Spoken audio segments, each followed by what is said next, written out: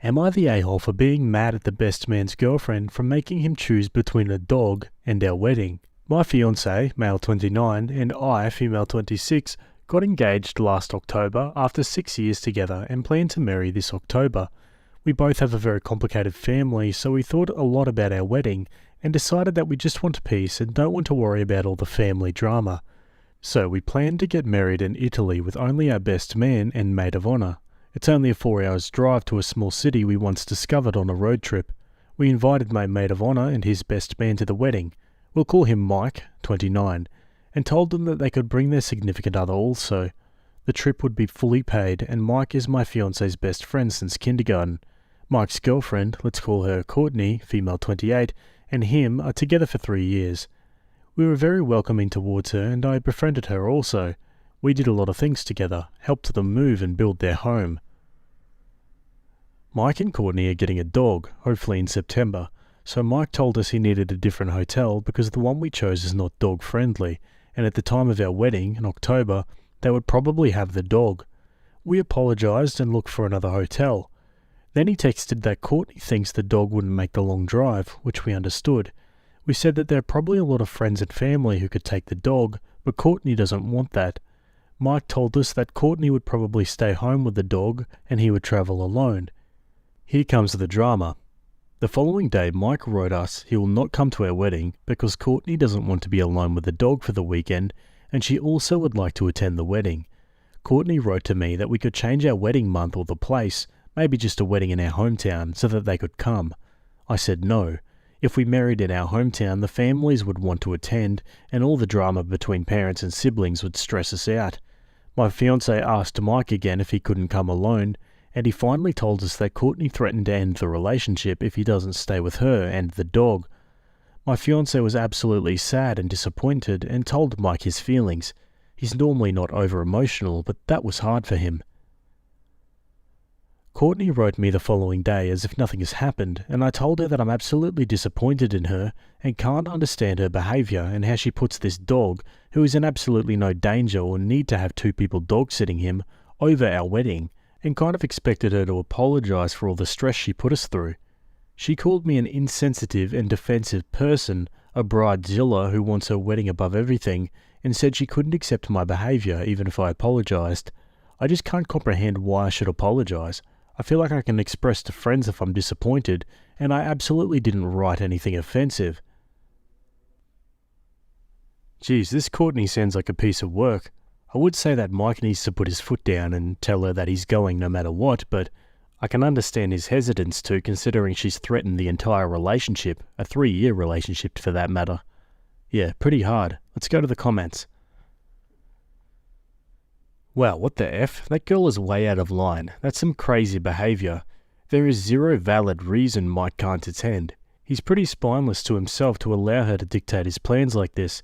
Courtney is the kind of person not worth knowing. I'd begin to exclude her from the beginning, but continue to invite Mike to things.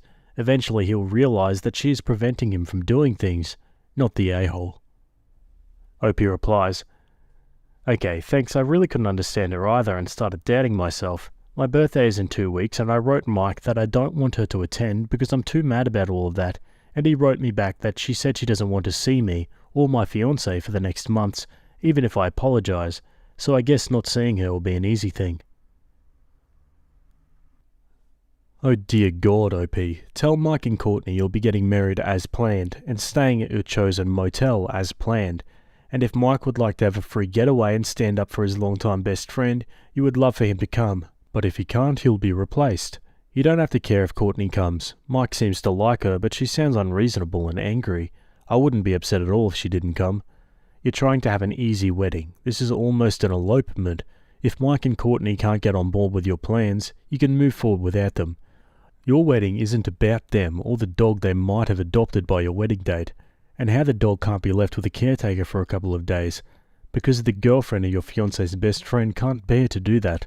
I roll my eyes, not the a-hole. Opie replies, "Yes, we did tell Mike that we're not changing anything now, and he told us that he won't come to our wedding. He's sad about it, but doesn't want to break up with Courtney. They recently built a house together, and she talks all the time about children, so it's pretty serious between them. My fiancé and I don't even know what to feel about that. Not the a-hole. Courtney completely sucks and is plain unreasonable. I'm also very curious why they can't simply postpone getting a dog for a month. It's his best friend since kindergarten, not some cousin twice removed. Opie replies, they want to get the dog from a breeder, who said it's mandatory to get the dog after 12 weeks or someone else would get the dog. Not the a-hole. So the dog is still hypothetical, as in they don't own one yet but are thinking about having one by the time of the wedding? There has to be another reason. Either they can't afford to go or she hates you. Opie replies, yes, they talked to a breeder and he put them on the list. The dog is not even pregnant, but if she gets pregnant and if she has more than 3 babies, they would get a dog in September. A lot of ifs. I don't think it's about money. Everything would be fully paid by us, and I really don't think we gave her any reason to hate us, but I don't know.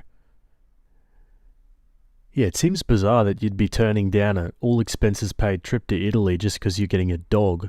Or not getting a dog, who knows. Let's go to the update. We discussed sending this thread to Mike, but decided ultimately against it as he first wanted to talk to Mike himself, before revealing that I posted the whole thing on the internet. They met in secret yesterday. Courtney was at work, and Mike broke down crying. It's been super stressful for him.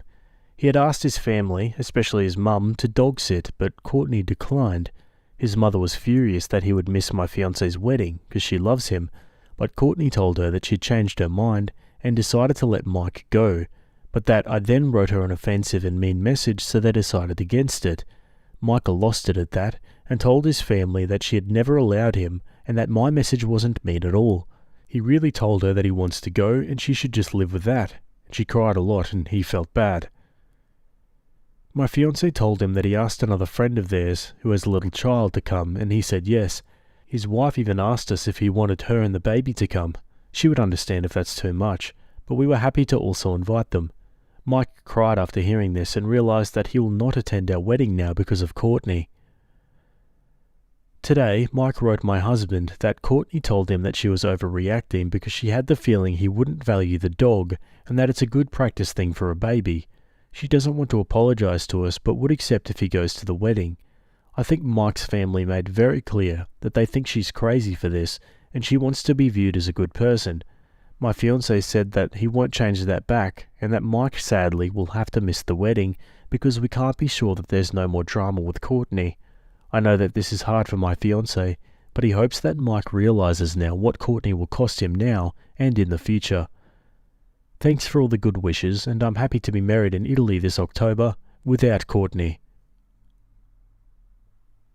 Damn, I really feel bad for Mike.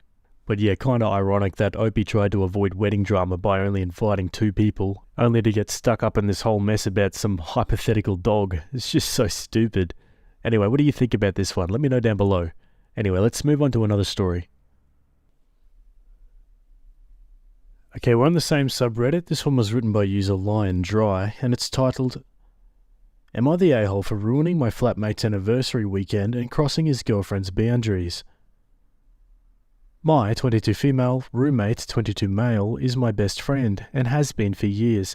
We've lived together for 2.5 years, and it's genuinely the best living situation I've ever been in. We love to hang out and have a very close relationship, often talking for hours on end. 2 years ago, he started seeing Rachel, 21. Rachel and I get along very well, often drinking together and watching movies without my roommate. I consider her one of my best friends. Rachel is also frequently at my flat, often spending 4 days there at a time. The problem arose a week before their 2-year anniversary. Rachel asked me to leave the flat that my roommate and I share for the weekend because they celebrate their anniversary over 2 days and she wants to be alone with him. She wants me to sleep in her bed at her flat that she shared with her 2 other flatmates. I pushed back against this as I have a weekly call on Sunday, and the Wi-Fi in her flat is terrible and would make the call quality extremely poor. She agreed to let me stay home on Sunday and said that she'll make her bed for me to sleep in on Saturday. All is well. Then Saturday comes. I'm at the library writing my dissertation with a good friend, and I get a text from Rachel telling me that she's sorry, but that she forgot to change her sheets for me to sleep in. She asked me to instead go sleep at another friend's house. I say that I don't want to do that, as this friend's house is very far away. She gets very upset with me and says it will have to be Sunday instead. I again refuse, as this is the day that I have my weekly call. Rachel absolutely blows up at me. She says that I've violated her boundaries and that she cannot believe that I've done this to her.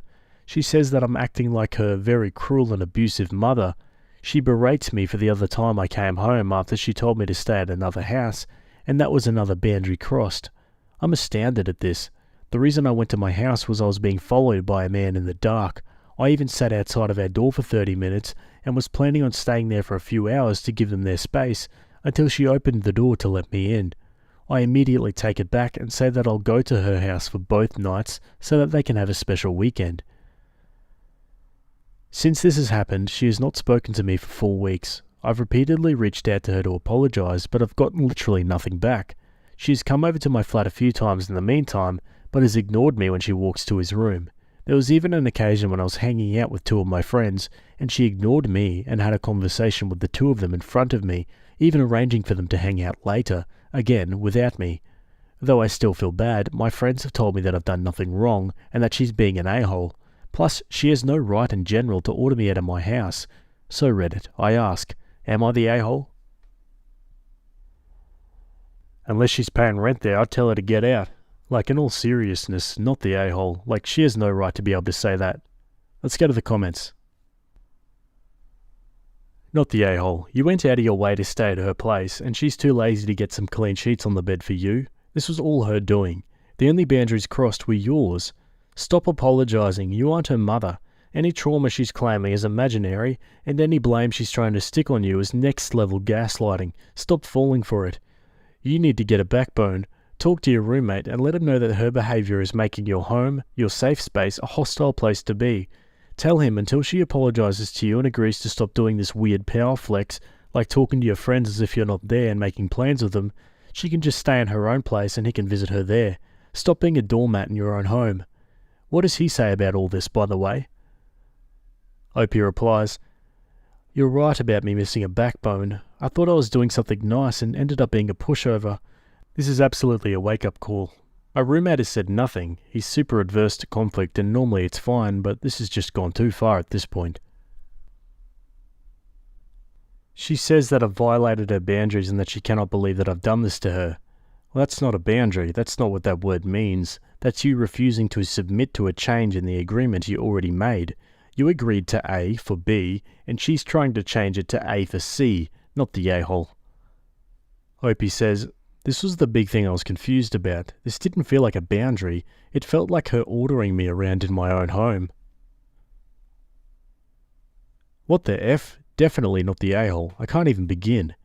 1. She is informing you of her need for you to leave your own house. 2. She then doesn't do the bare minimum she could do. And 3. She gaslights you so hard.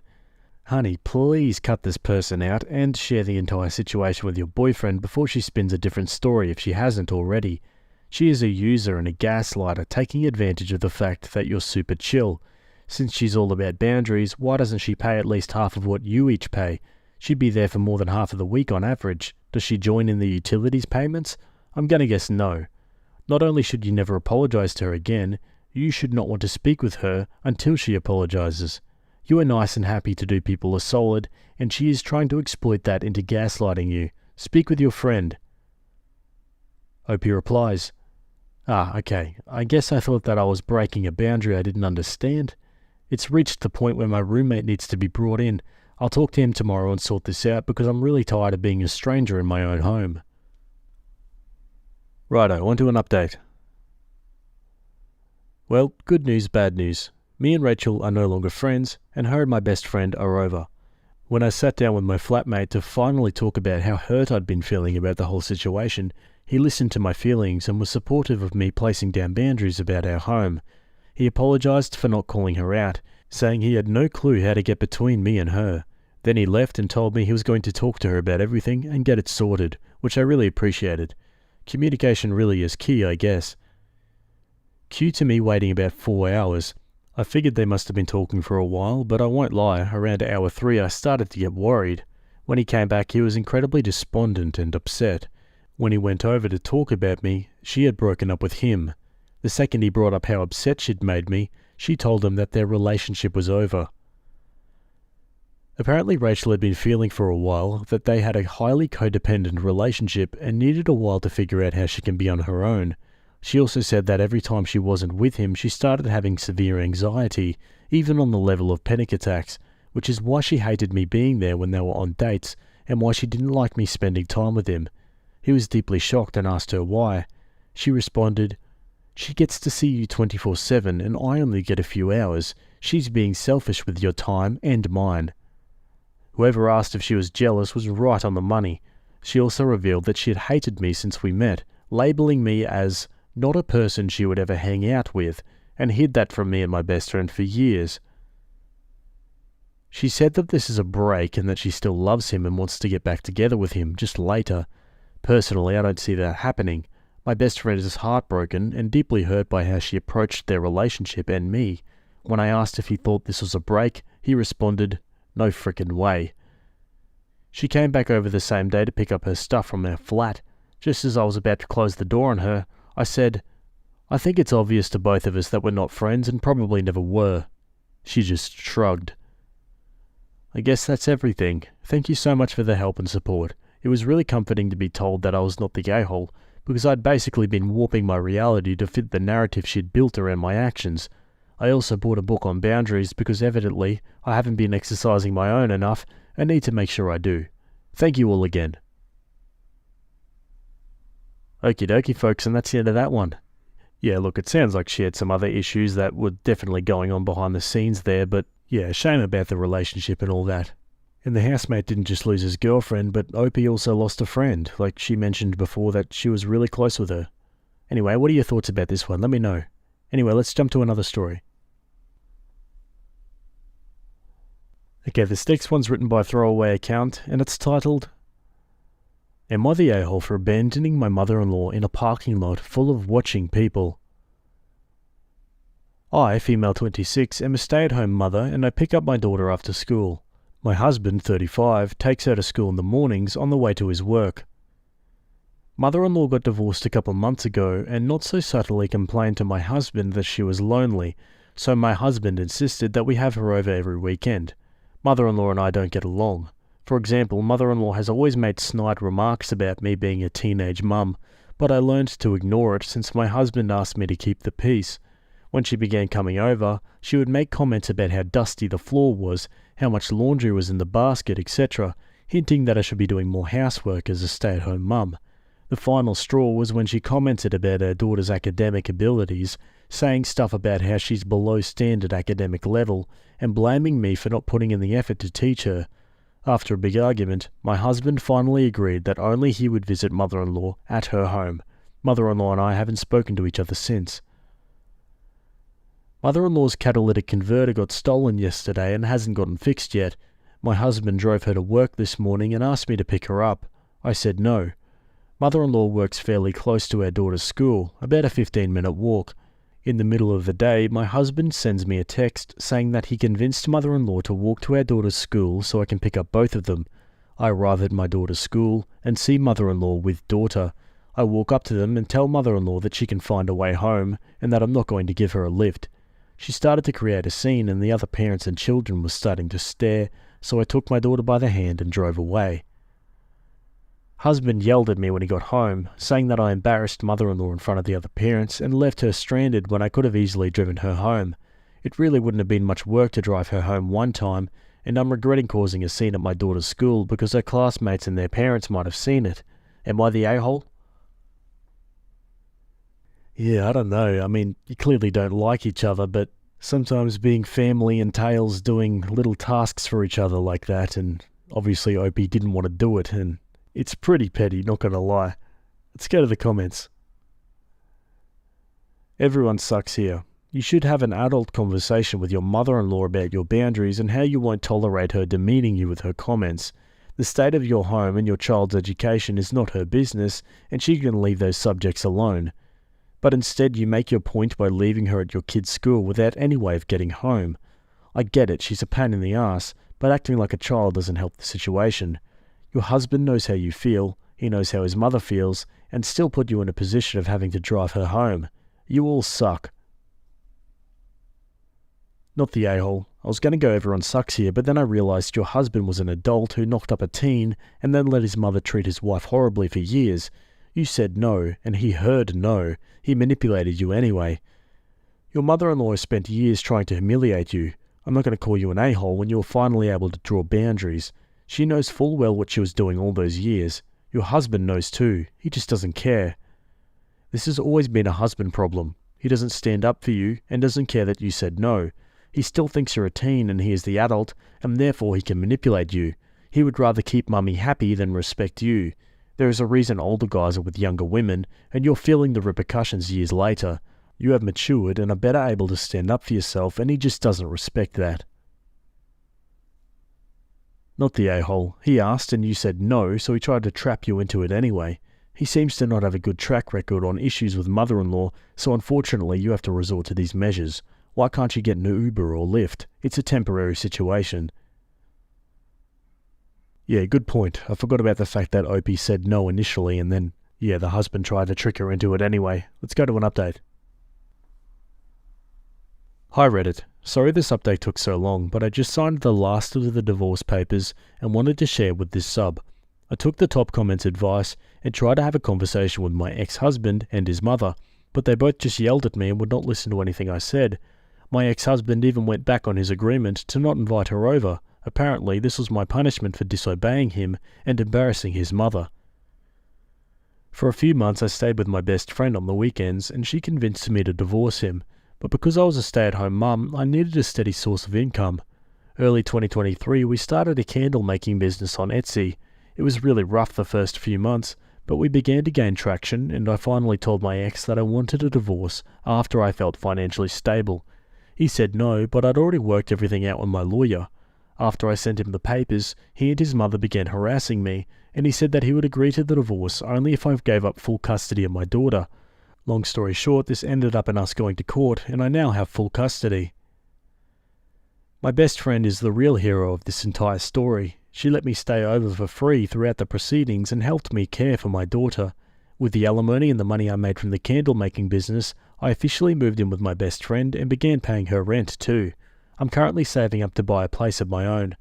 My daughter and I are really happy right now, and I can't believe that I didn't see how toxic my ex and his mother were for the 7 years we were married. I hope this is enough drama for the rest of my life, and thanks to all the people in my DMs who showed me how toxic my relationship was. Okay folks, and we've reached the end of that one. Give me your thoughts down below. Can't say I fully expected a divorce there, but kinda makes sense I suppose. My boyfriend slept with another woman and claims I wanted him to.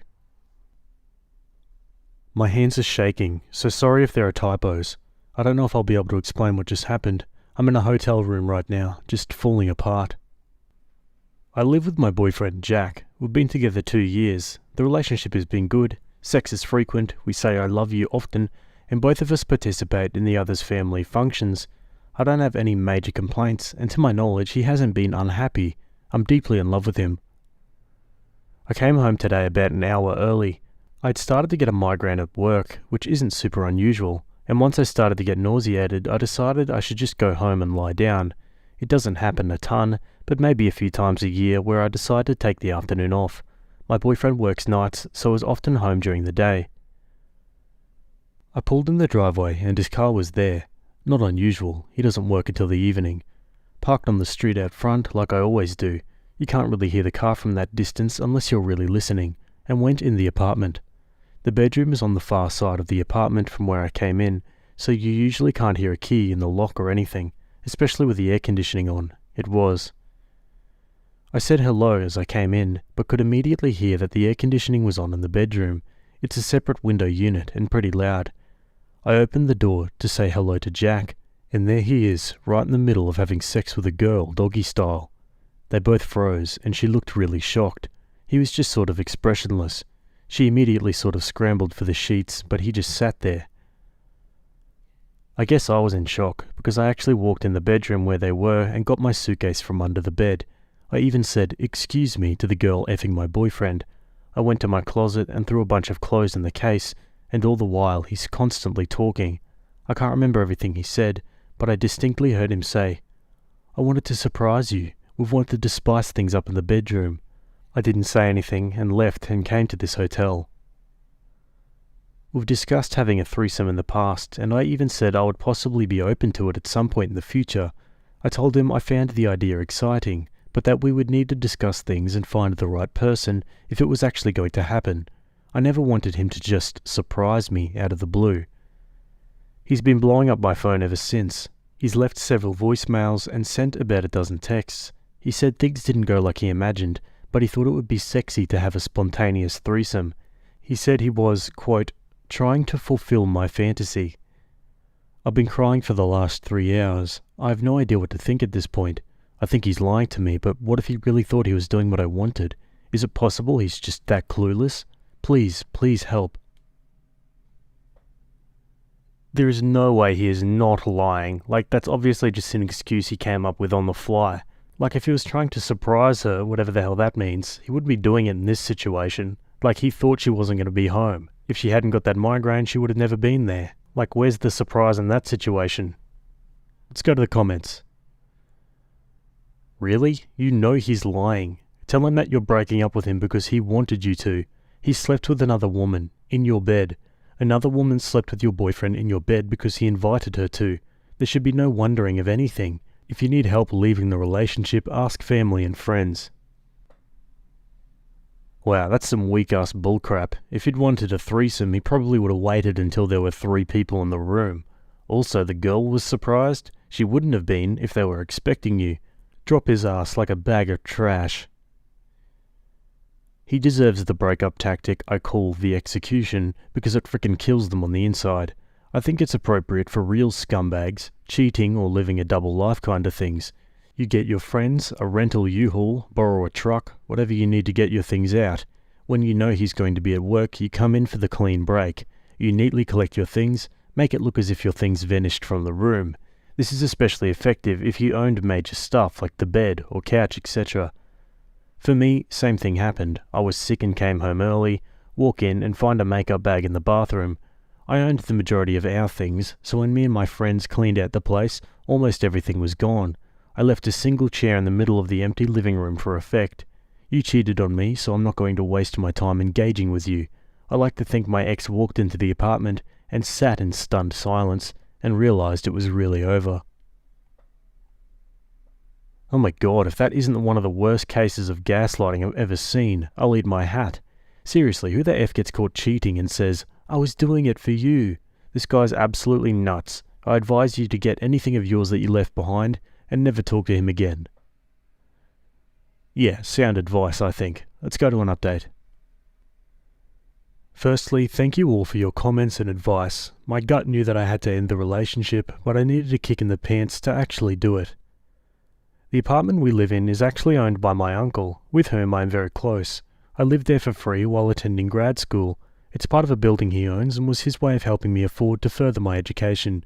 He had no problem with my boyfriend also living there, on the condition that he help out with managerial duties and repairs around the building. I called my uncle and told him the circumstances, and he called Jack and told him he needs to find a new place to live. He's not on a lease or anything, so hopefully it won't be a legal issue. I haven't responded to Jack in any way since yesterday. I returned to the apartment this afternoon, after going to the doctor to get tested for STDs, thankfully clear so far. Jack was there. Since he spoke with my uncle, he knew that I was breaking up with him and wanted him out.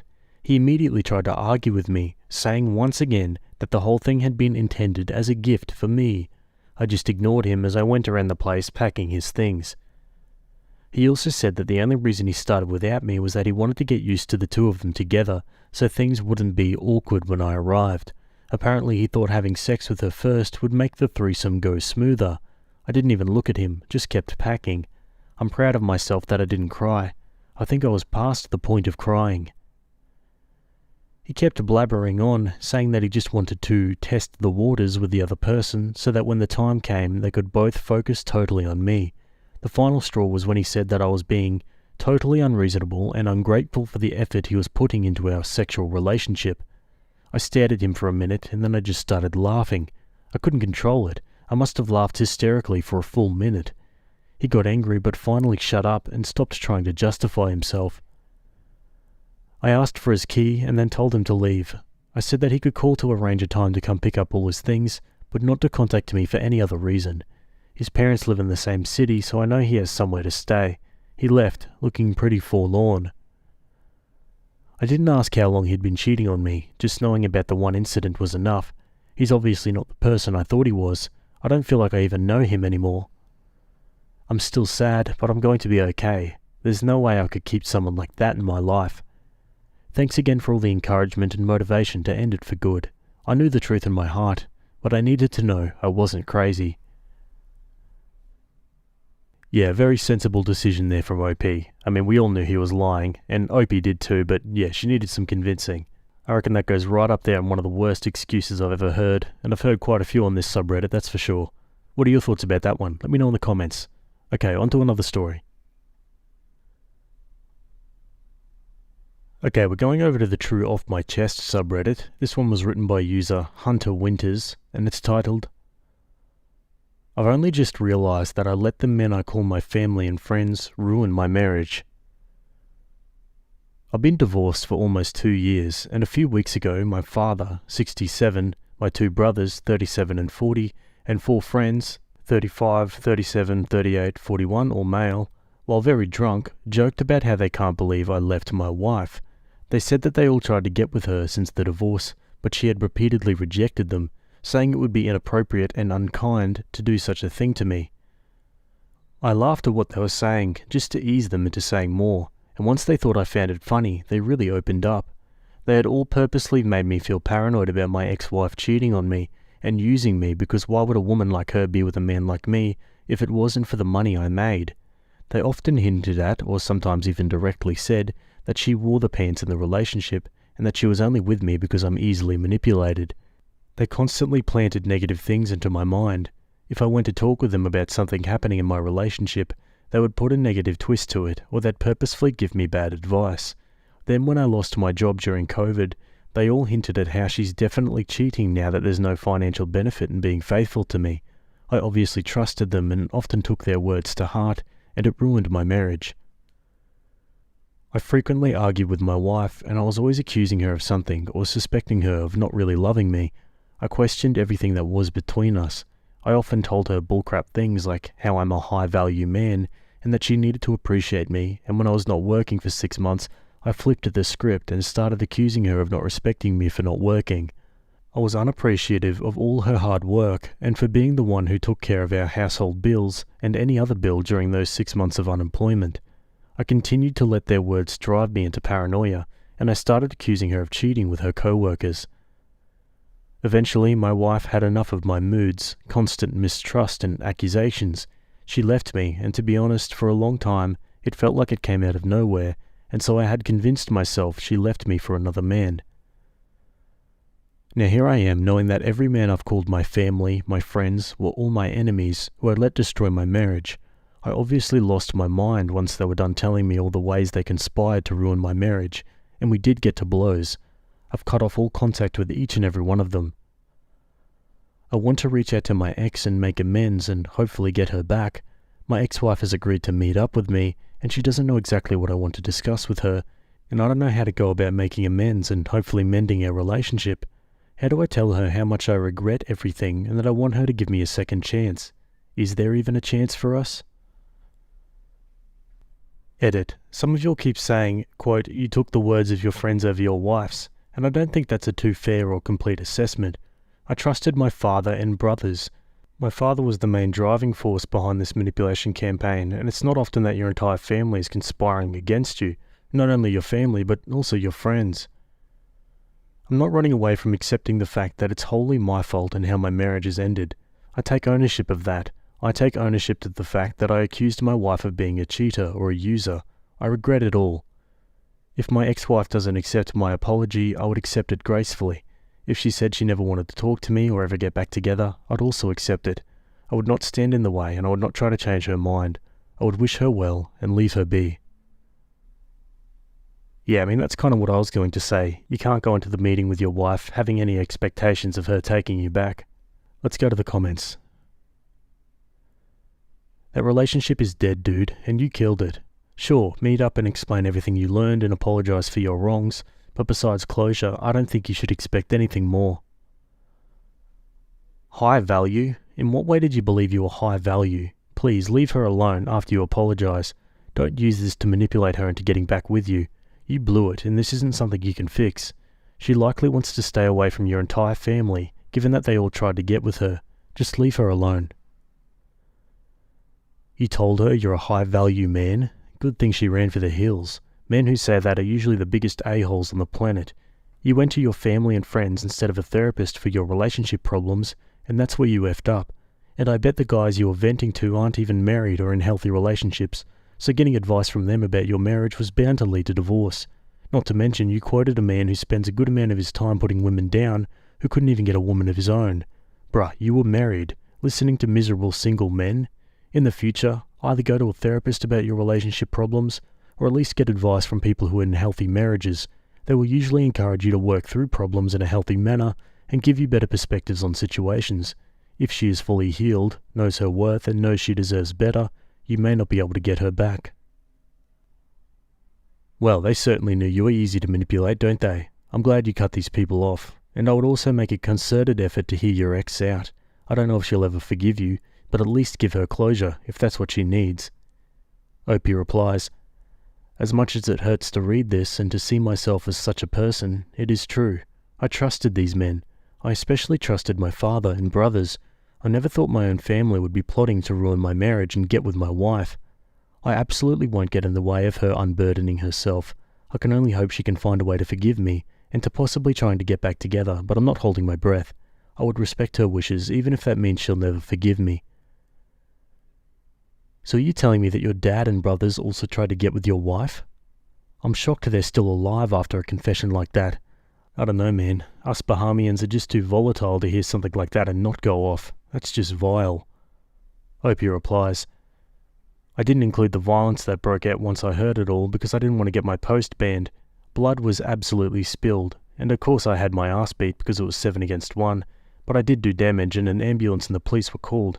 None of us pressed charges against each other and left it at that. Honestly, I'm still raging, and I've been heartbroken ever since. Geez, that's full on. Let's go to an update. On Sunday, I got to meet up with my ex-wife. I apologised profusely, and she was kind and understanding, but said she couldn't and wouldn't forgive me.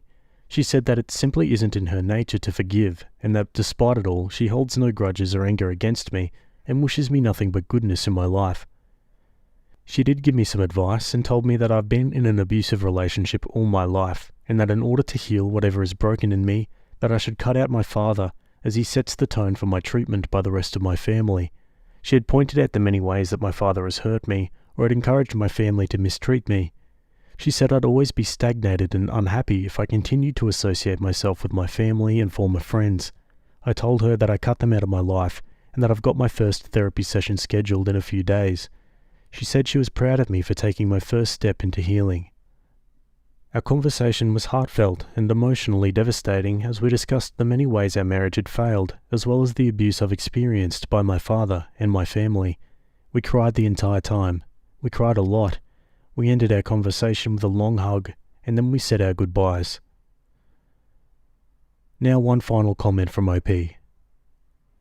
Forgiveness is earned through changed behaviour and recognition of your harm, but it isn't guaranteed or something you deserve. Some things shouldn't be forgiven, and that doesn't mean it eats away at the person or that it somehow holds them back. So I do agree with her when she said that you don't need to forgive in order to heal or gain emotional maturity. And sometimes forgiveness is not even an option. For her, this is one of those things that she simply can't and won't forgive, and all I can do is accept it. As much as I'd like her forgiveness, it's simply not available to me, and that's perfectly fine. Okay guys, and that's the end of that story. Yeah, at least Opie's self-aware and honest about his situation, and that he's not pressing the issue on his ex. That would be a bit problematic. But yeah, I also agree with that comment before that said that he's taking advice from, they may be friends and family, but they might not be people in stable relationships, or even that experienced in any sort of successful marriage capacity. So yeah, he definitely dropped the ball on this one. What are your thoughts about that? Let me know in the comments. Okay, on to another story.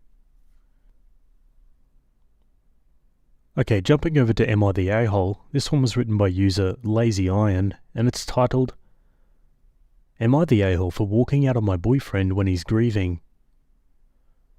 My 35 female boyfriend, 36, had to have his family dog put down. He is naturally devastated. I went round to his the day after and we stayed in and had a few drinks. The next morning I'd gotten up before him. When he got up he just went straight into the kitchen and was washing up. So I went in from where I was in the living room and he looked annoyed. I asked if he was alright and he said, no.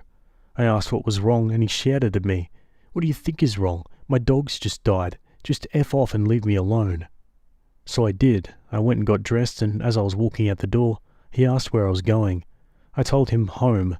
When he asked why, I said that I get that his dog's died, but he didn't need to tell me to F off when I was just asking what was wrong. He told me to go and then called me a Dumbo. I've since sent him a message explaining that he didn't look like he was upset. He looked annoyed, so that's why I asked what was wrong. He just said, okay. No apology. I've spoken to a couple of my friends who both say there was no need for him to speak to me that way, and they would have left too, but the way he's reacted makes me think he's hurt that I left him whilst he's grieving. And in the comments? Not the a-hole. Just because he's grieving doesn't give him the right to call you names and take his pain out on you. Personally, I would leave him alone for good. He may be grieving, but there was no reason to speak to you like that. But also, it was kind of an obvious answer to your question. Opie replies, yeah, I know. It threw me that he looked annoyed, not upset, so I didn't make the connection. I was also very hungover and shattered. I've explained this to him and all I've had back is okay. Does he often have issues lashing out? I'll be honest, it's not the first time he's took out his frustrations on me. This is the first time he's sworn at me though. We had a conversation not long ago and told him the way he speaks to me is disrespectful. Now he's swearing at me. I guess I was just thinking because he's grieving I could forget it, but he's not even apologized and he usually has by now. I don't think grieving for a dog makes him less of a man. Verbally abusing his girlfriend does. Opie replies to another comment. Yes, but not the swearing and name-calling. Your ex sounds very similar to him, to be honest. We said we're going to talk today. I don't know how this is going to go. I want to make my point, but also not disregard his feelings. I'm sure he thinks me asking what was wrong was a stupid question, and I get that, but I need him to see his reaction was way over the top. Now for an update. In case anyone was interested. He refused to apologize and said I goaded him because I knew why he was ticked off. Because I didn't stay in bed to give him a cuddle and I didn't, quote, sexually satisfy him the night before. He can't keep hard when he's drank too much and that's my fault. We've split up. I'm on Hinge. Thank you to everyone for helping me see him for what he is. Wow, that moved pretty quickly, I must say. But yeah, honestly, it sounds like for the best. He's obviously got some communication and anger issues he needs to sort out. I don't think it's the dog's fault. I have spent the last 5 years believing my former best friend tried to assault me. So the title kind of says it all, and this is a bit to unpack, so sorry if the post is kind of long. The details all seem relevant though, and I'm kind of rambling since a bomb was dropped on me today that I just don't know how to handle, and I need some advice. Trigger warning, SA. 5 years ago, when I was 23, I'd been working with a company that handled hospitality training and stuff like that. What we did wasn't really important, but at that point I'd been with the company for about 3 years. Mark had gotten hired around the same time as I had, and we did a lot of training and stuff together, got put in the same call centre group, and all around just became extremely close friends that hung out after work since we lived close to each other and we're both unattached. To point out how close we'd gotten, since we were both single, folks in the company and our department always made jokes that we needed to just say screw the company policies and start dating. We always laughed it off because at the end of the day, we both had made it abundantly clear to each other that we only saw each other as friends. For what it's worth, I don't remember how the conversation came up, but it had, and it was just a strictly platonic relationship. So yeah, we were basically attached at the hip for about 2.5 years when I met Paul, at the time 29 and currently 34, and began dating him. Paul and Mark got along somewhat fine at first, but a few months into dating Paul, he started to get upset if I said I was going to grab dinner with Mark after work, even if Paul was working at the same time since he had his own long hours.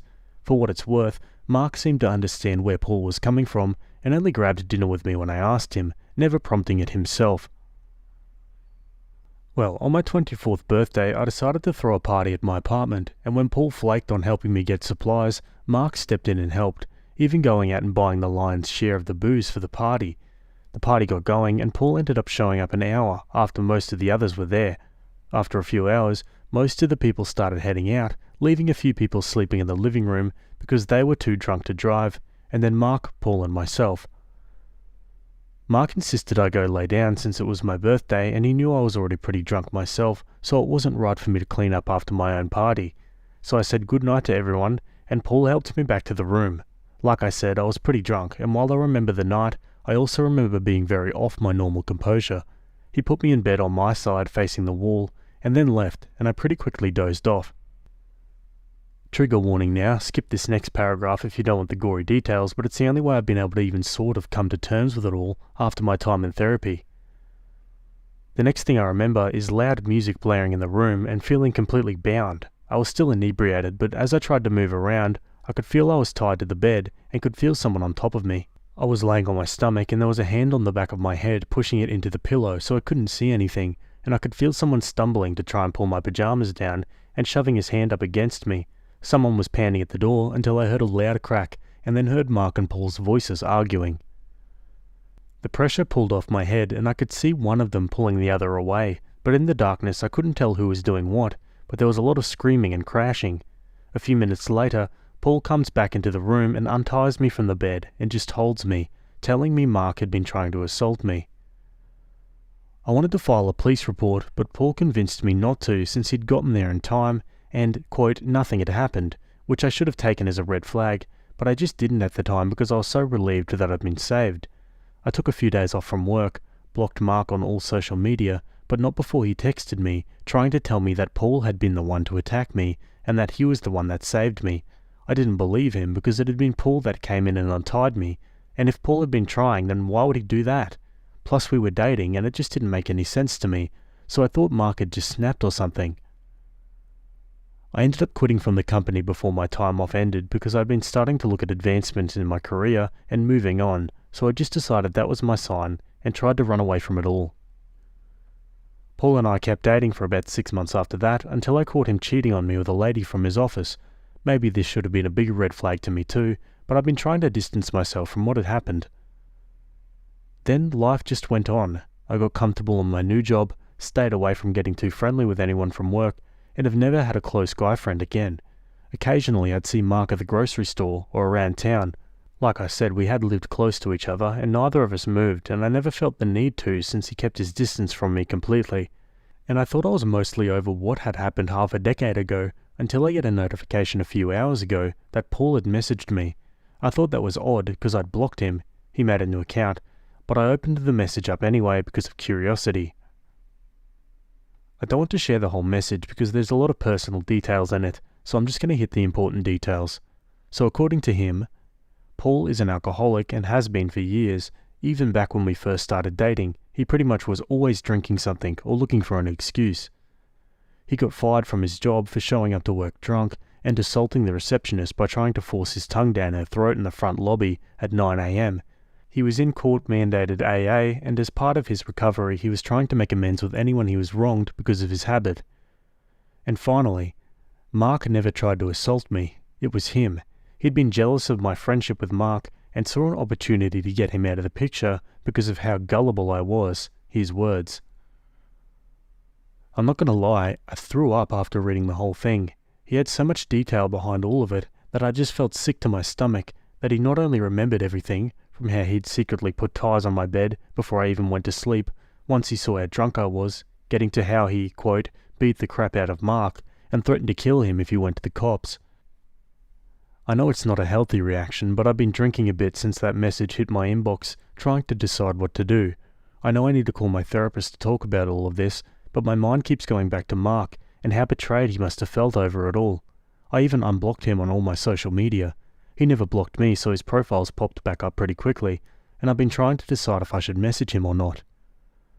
I know logically that Paul should be the one messaging him as part of his AA stuff, but I'm also pretty sure that Mark did block him since Paul mentioned not being able to find him on social media, but he also might not have remembered Mark's last name either, so it might be hard to find him.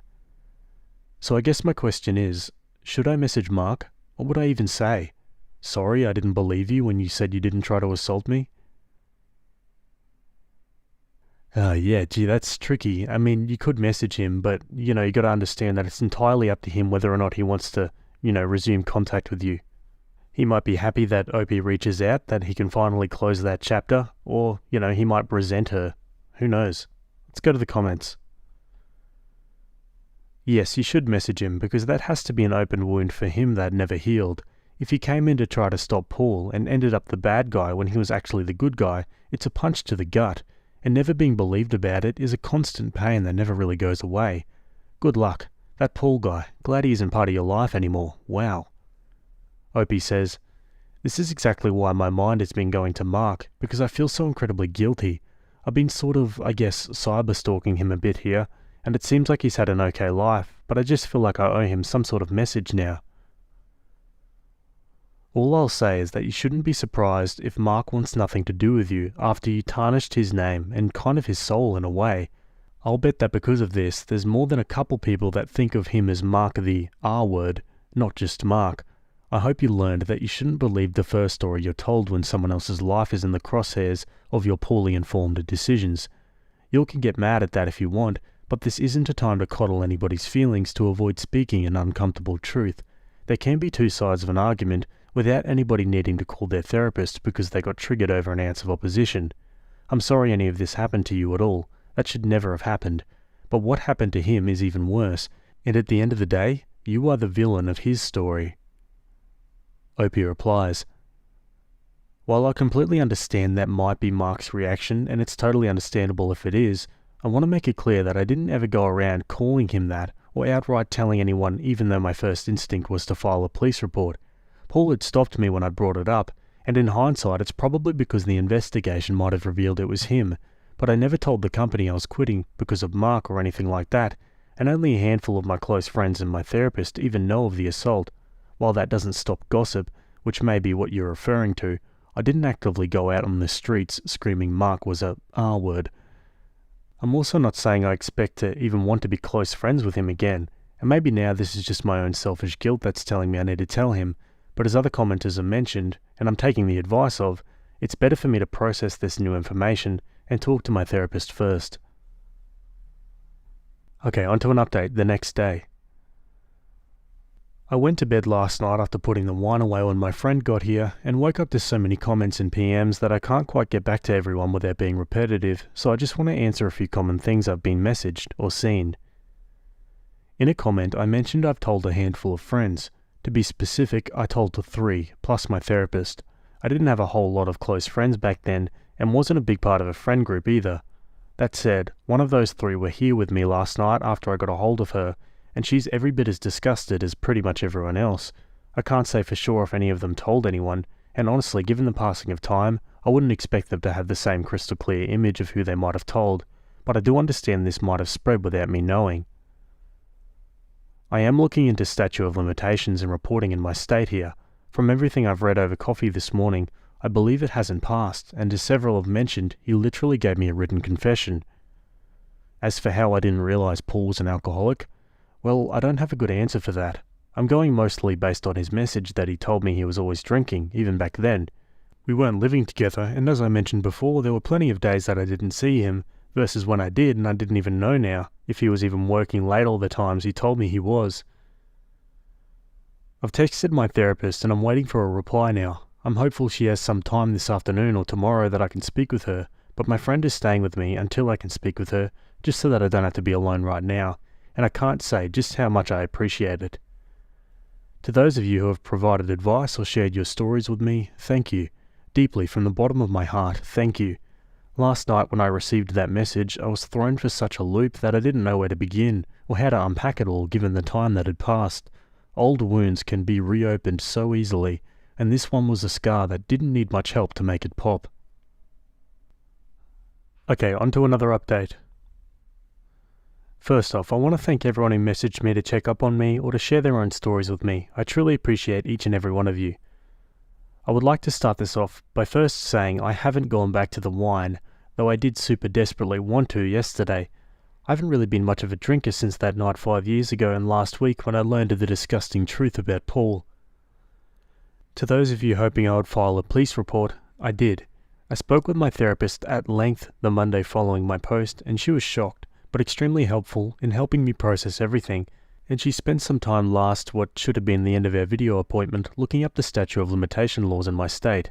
There are none for sex crimes, and while she warned me that my report might just be added to a pile of other charges Paul could possibly have against him, given that he was assigned court-mandated AA, all the same, I filed the report with screenshots of his messages to me printed and attached.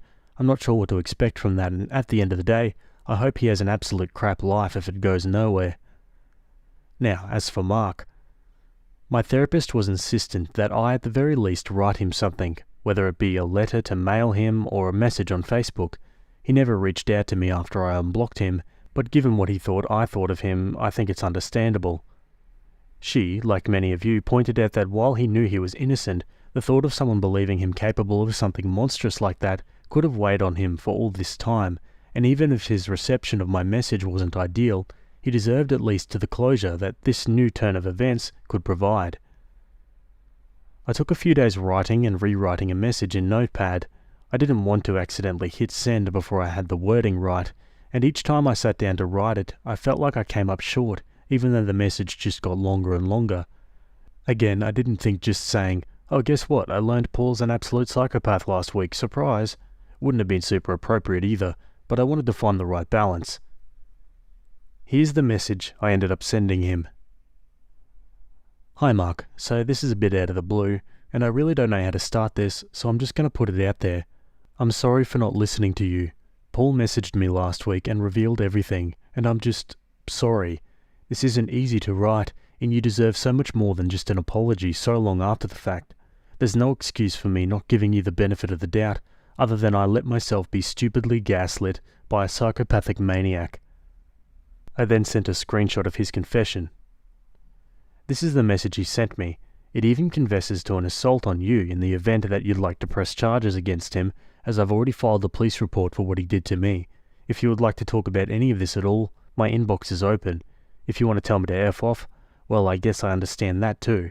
I'm not sure what I expect really, because this has ripped open a wound I'd been trying to heal, and I'm sure this might cause you some distress, but I felt you at the very least deserve to know.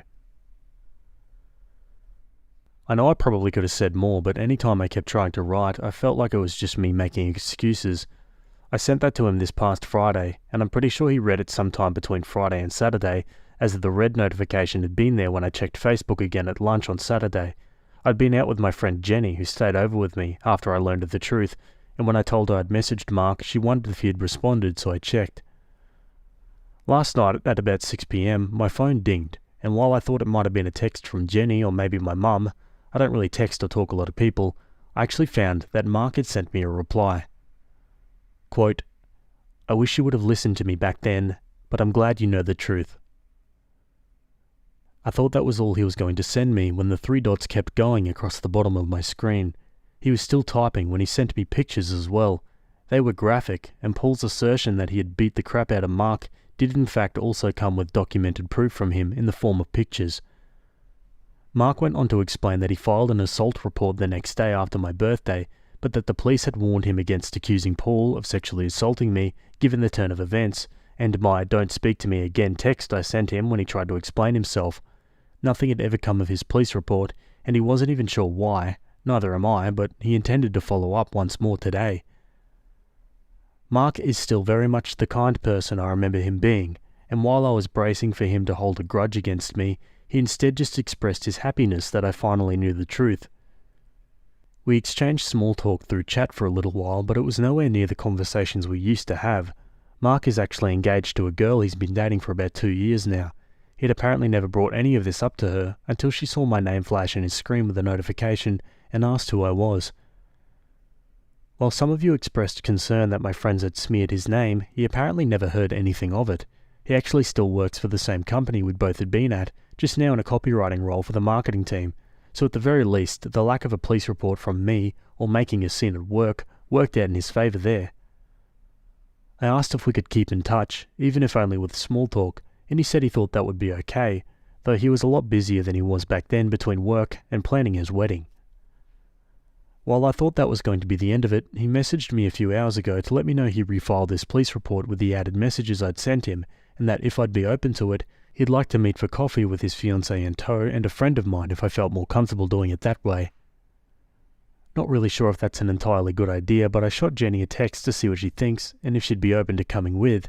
She said it's ultimately up to me what I decide to do, and she'd be with me either way, so yeah, that's the update for those of you who have reached out and asked. Okay, yeah, I mean, given all reports of Paul, he sounds like a pretty nice and understanding guy. Good to hear that he doesn't, resent her or anything. Opie adds a comment. Hi everyone. Someone brought it to my attention that my post had been compiled over here, so I wanted to pop in and thank everyone that have reached out to me. Mark and I are planning to meet for coffee here this weekend, with some added supervision. I think his fiancée is curious of my intentions, which is fair. I both apologise to him at this point, but also, as many of you have pointed out, he deserved a giant thank you too. I know some of you are telling me to leave him alone, but he was the one to suggest the meeting, and in all fairness, I owe him at least a coffee, and much more truthfully. Words cannot stress how forgiving he's been over what has transpired, and though I'm trying not to blame myself for believing the psychopath, it's not as easy as just letting it go. I knew making my post, some would blame me, that's just Reddit, but being able to put this out there has allowed me a sense of relief in some ways that just talking with my therapist didn't fully accomplish. Police reports have been filed against Paul, and I do hope something comes of it. I know he's an AA, and some have messaged me saying I'm a monster for airing this out when he's trying to better himself. Seriously, I got at least 5 DMs to that tune, but F that. The crap he did to me does not get absolved just because he fessed up 5 years after the fact. Yeah, I think the fact that he never had real, true consequences for what he did justifies that fact. Let's go to the final update. I haven't opened this throwaway account in close to a year and a half, and honestly never expected to come back to it after I aired out learning about the gaslighting monster that had attacked me over half a decade ago. For anyone who wants more details, my profile has the post logged, and I'm really not trying to reshare and rehash it, as I've gotten more than enough of that out of my therapy appointments. The reason I'm posting is primarily out of joy. My attacker, Paul, had a slew of other court dates already when I had filed my case against him, and I'd started to lose hope that anything was going to happen since I was reporting an incident from over 5 years ago. But the court system in my state was stupidly overbooked, and I just had to wait for things to take their natural course. Over the last few months, I started to get follow-up calls from an investigator that was apparently going over the details of Paul's case. He was already facing some time in prison over a different assault charge. His time in AA had proven not to be effective, even with trying to make amends, and the prosecutor was looking to add my report of sexual assault to an overall criminal case against him, but it would require me to submit either a document to be provided as testimony or to act as an in-person witness. Though I had received Paul's message, I hadn't interacted or seen him in person for well over 4 years, and my therapist suggested I might get some closure over testifying against him in court. This finally happened last week. It was hard, and I won't lie, I cried while I was on the stand, but it felt good. The years hadn't been kind to Paul, and while he certainly looked remorseful sitting in the courtroom, I couldn't give 2 Fs about how this was going to affect him. I left after that and found out just this morning that between his various cases, he's going to prison. I'm not sure how long, but I also know he's being added to the sex offender database, which is another win as far as I'm concerned. Other than that, life has been going pretty well. I've decided to throw myself into some new hobbies, another suggestion by my therapist, and have overall tried to just become the best version of myself as possible. My old friend Mark, who had taken the blame for Paul's actions for so long, got married in the middle of last year, and while he and his fiancée had offered me an invitation, I didn't feel like it was my place to attend. We hadn't been in contact for so long, and I didn't want to have anyone asking me questions on why I was there when I really didn't have any other friends attending the event. We message every so often, but he's got his own life, and it's not my place to intrude on that. I'm just happy that Paul's bullcrap never got to derail his life in any huge way, outside of the obvious. I'll probably never have reason to log back onto this account again, and really only did it today because I was just so overjoyed in hearing the results that it reminded me I'd vented to all of you so long ago now. To everyone who has reached out to check in on me, thank you. I appreciate each and every one of you. Alrighty guys, and that's the end of that one. Wow, what an epic story spanning, years and years, but all in all, a really good ending there. Good to see that Paul got his comeuppance, and great to hear that Opie's doing well too. Am I the a-hole for controlling what my boyfriend eats? Throwaway because I don't want him to find this, but I'm honestly at my wit's end here. I, 23 female, have been dating my boyfriend Jake, 24, for 4 years. I'd say we're a happy couple overall, but lately this argument has come up that's divided us. He's always had unique tastes. Cereal with orange juice instead of milk, mayo and butter sandwiches, and raw onions have been the worst culprits. I've put up with these, we all have our quirks, right? Well, 2 weeks ago he started eating garlic as his midnight snack. Raw cloves of garlic. I can't share a drink with him without it reeking of garlic somehow. And kissing him, it's like shoving a clove straight into your mouth. He swears he's only eating them because he didn't want them to go to waste, and that he would stop once he finished the head of garlic.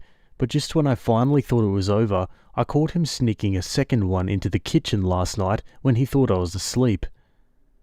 I confronted him about his secret grocery trip this morning and he got really defensive and denied it. I'm trying not to be a nag here, but it's really wearing on me. The garlicky aura surrounding him makes me want to avoid him at all costs, but I don't want to do that because he's my boyfriend. Am I the a-hole for giving him an ultimatum of no more eating garlic? Edit for context. His diet seems healthy overall and he goes to the gym a lot. He had a doctor's appointment not long ago and I don't think anything came up, but I can ask him to go again. Sorry if the title is confusing, I just feel bad because I did give him an ultimatum this morning which I know isn't good. I really love him and don't want to break up, but I just don't know what to do. He hasn't come back since this morning.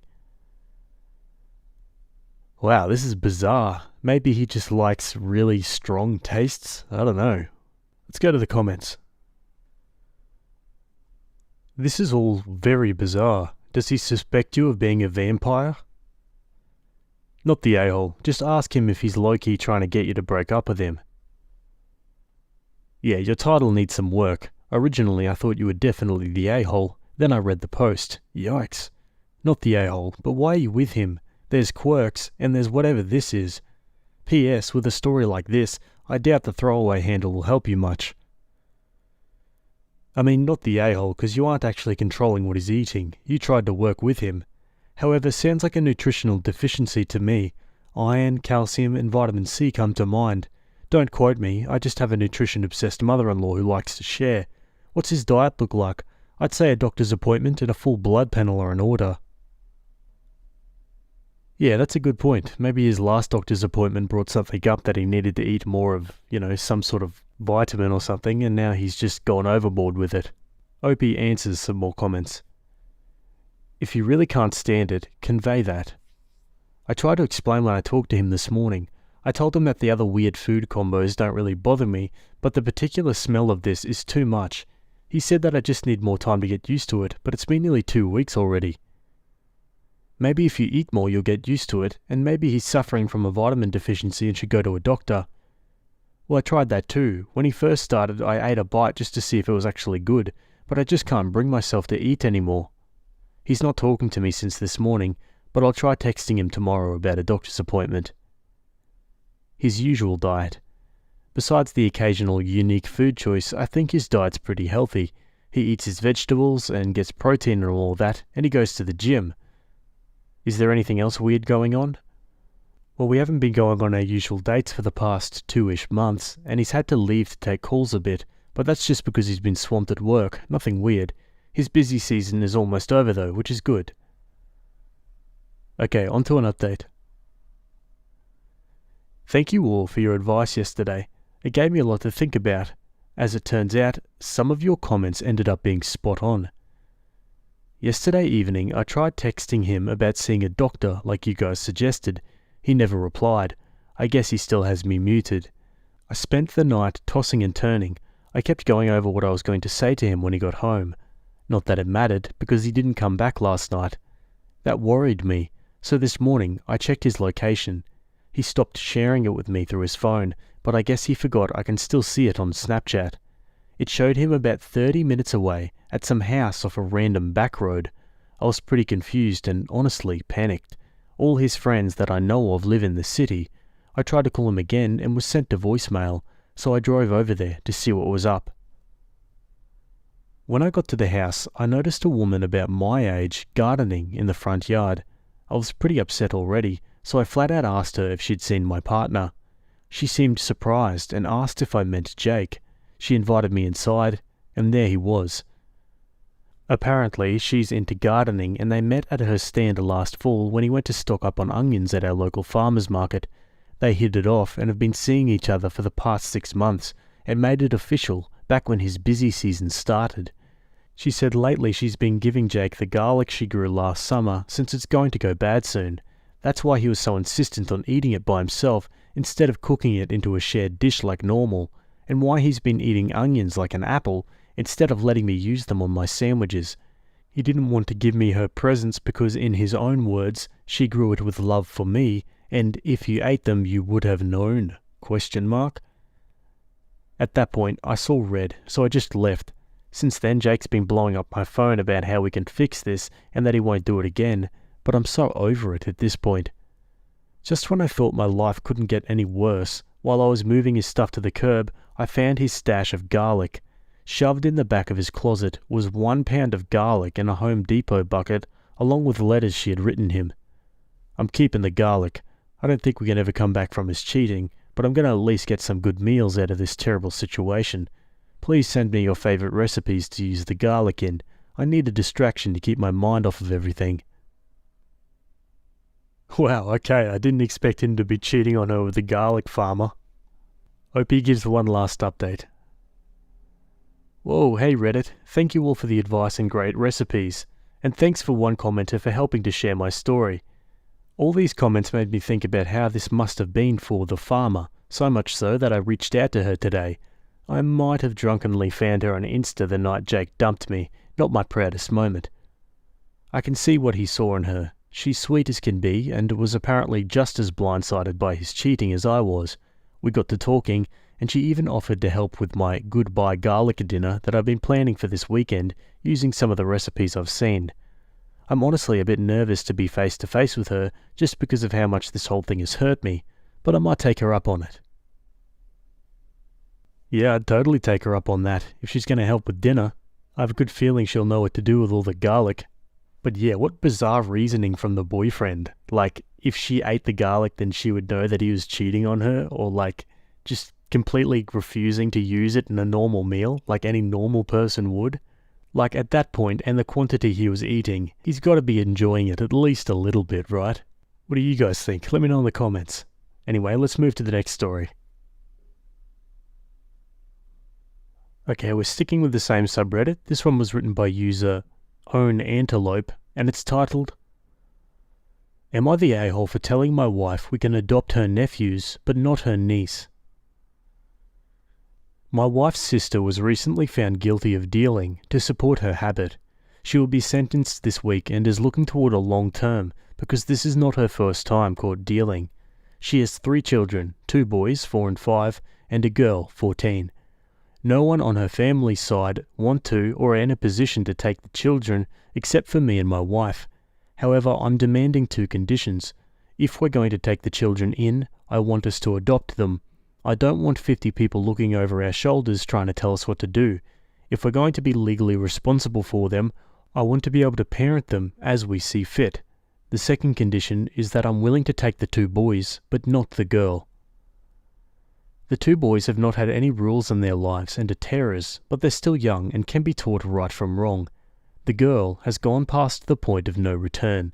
She's been suspended from school several times for things like fighting and smoking illegal substances on school grounds. She once dated a 22-year-old with her mum's approval, and they all lived in the same apartment. That didn't last long, and now she's dating an 18-year-old who is a gang member. He was arrested when he was 14 on a home invasion charge, but was released because it was his first time arrested and his age.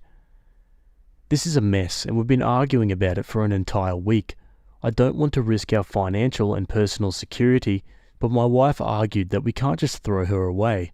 At this point, we're not even sleeping in the same bed, but I'm not willing to open our house up to the girl and her lifestyle. Yeah, I don't know, man. I think this is a case of all or nothing with the kids. Like, they're siblings. You can't just tear them apart like that. Let's go to the comments. You're the a-hole. Those kids should be a package deal, and to consider her a lost cause at only 14 years old is awful. A kid her age can absolutely turn things around. I know this firsthand, as I saw it happen with a relative of mine. Do you know how damaging it would be for her to hear that you guys would take her brothers, but not her? That's so effed up. You're the a-hole. She's 14. She's got plenty of time to turn things around. That may not be something you can do, and I don't think we can judge you for that because it does sound exceedingly difficult. It may be that you also are not in a position to take them in, and again, that's understandable. She's never had a parent either give her stability or lead her by example. However, the boys will suffer being separated from their sister, as she will them. They've already lost their mother. Also, you're assuming that your sister-in-law, your wife, and the authorities are going to agree to the adoption, which may not be the case. You need to slow down a little bit. And given their upbringing so far, it's quite likely that whether you adopt them or not, at least for a short while, multiple agencies will be involved in their care, as I imagine they're probably on some sort of at-risk register.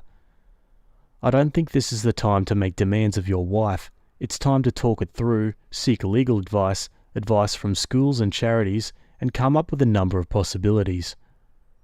I'm not saying you should necessarily take the kids in, but I think butting heads with each other is not going to end up with either of you happy, and I don't think separating the kids will be good for them either.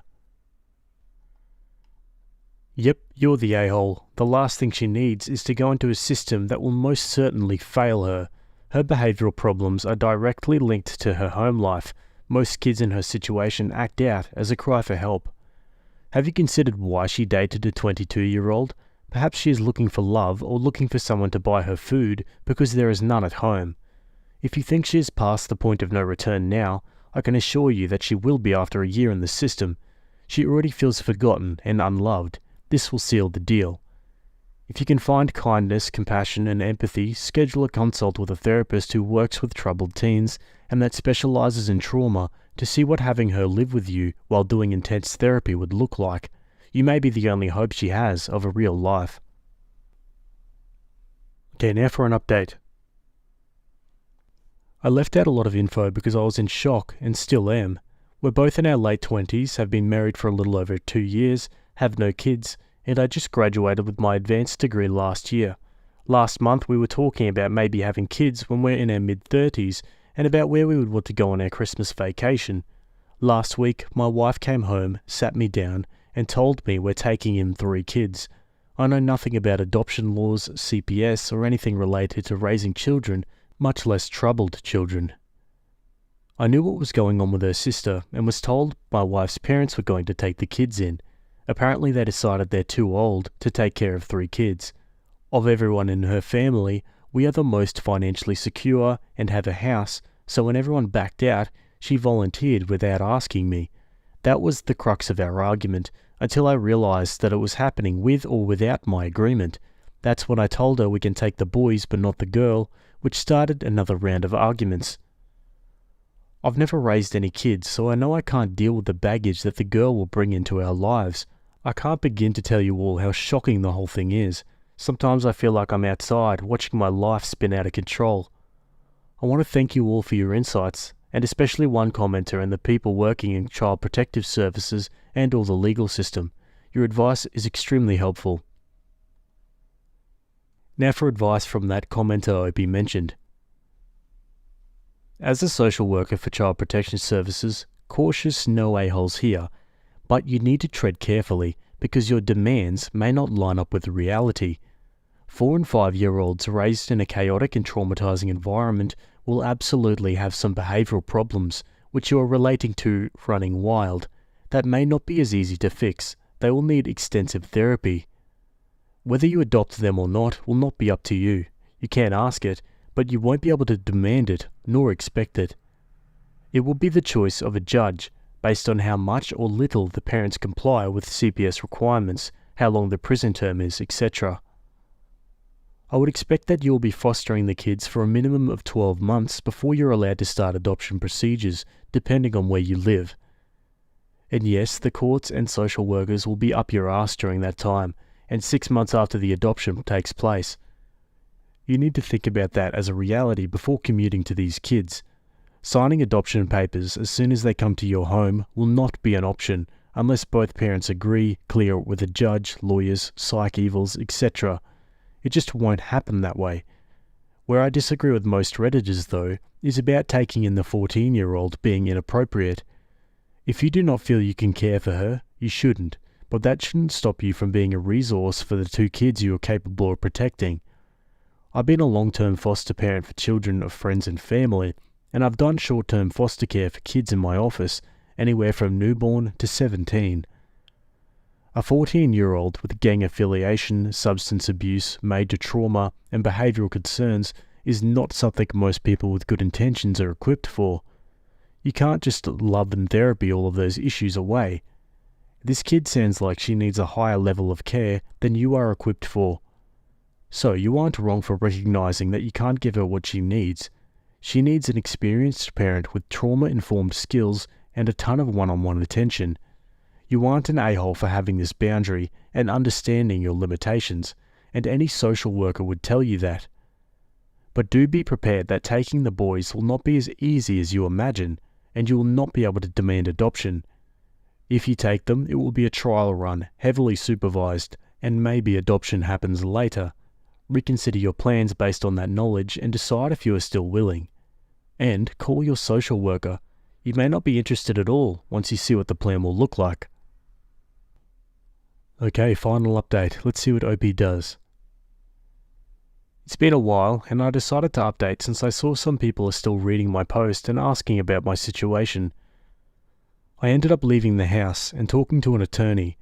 Originally, I just wanted to insulate myself and my assets from any damages that might be caused. However, after talking to her about state laws and talking to my family, I moved out and filed for divorce. I still loved my ex and knew she would be financially strapped taking care of 3 kids, so I signed the house over to her so at least she'll always have a roof over her head. I don't know the exact details, but the following is what I heard through friends. 1. My ex got temporary guardianship of the kids. 2. She moved the kids in and registered them at the local schools. The niece was suspended several times. 3. My ex and her niece got into some heated argument about her skipping school and letting boys into the house while their ex was at work. 4. The niece and her friends cleaned the house of all valuables one day while my ex was at work and they left. No one knows where she's at. And 5. Her family thinks I'm the devil and things would have gone so much smoother if I stayed and helped her. Apparently her father and male cousins will rip my head off if we ever run into each other. And in one comment, OP says, "It's one of the main reasons why I ultimately left. With 3 kids in the house, I figured my chance of having our children went down to 0. I know it sounds selfish, but I want my own children." Let's read some final comments to wrap this one up.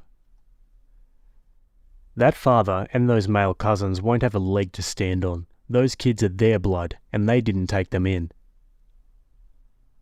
I'm a social worker and former foster care caseworker. I specialise in working with teens, many of whom had psychobehavioural issues that kept them out of traditional foster care environments.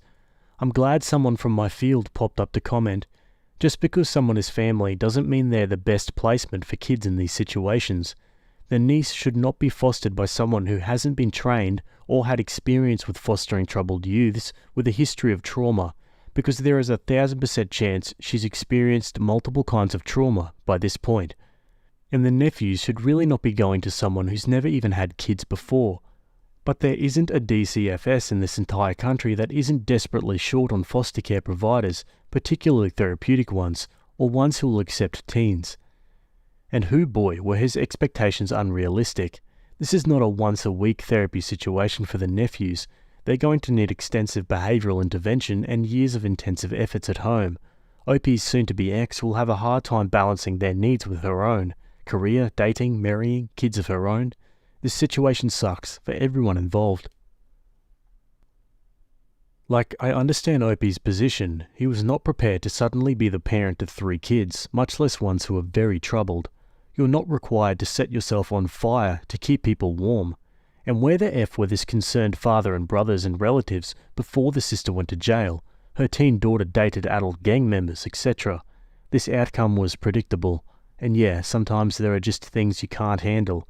and you're not a bad person if you avoid them. Yeah, I think that pretty much sums that up. Opie knew that he wasn't equipped to handle the situation, and he was expressing his concerns accordingly. I feel like the comments on the first post were probably a little bit harsh on him, and a bit too optimistic with how easily the situation could probably be fixed. But yeah, it is a tricky situation, and I don't envy anyone involved. Is it wrong for me to choose my friendship with my ex over the guy I'm dating now? Posting from mobile, so sorry for editing mistakes. The title sounds bad, I know. Please bear with me. I'll try to give as much context as possible. So, Ben and I have been friends for a bit over 5 years now. During this time we dated twice, but never over 3 months.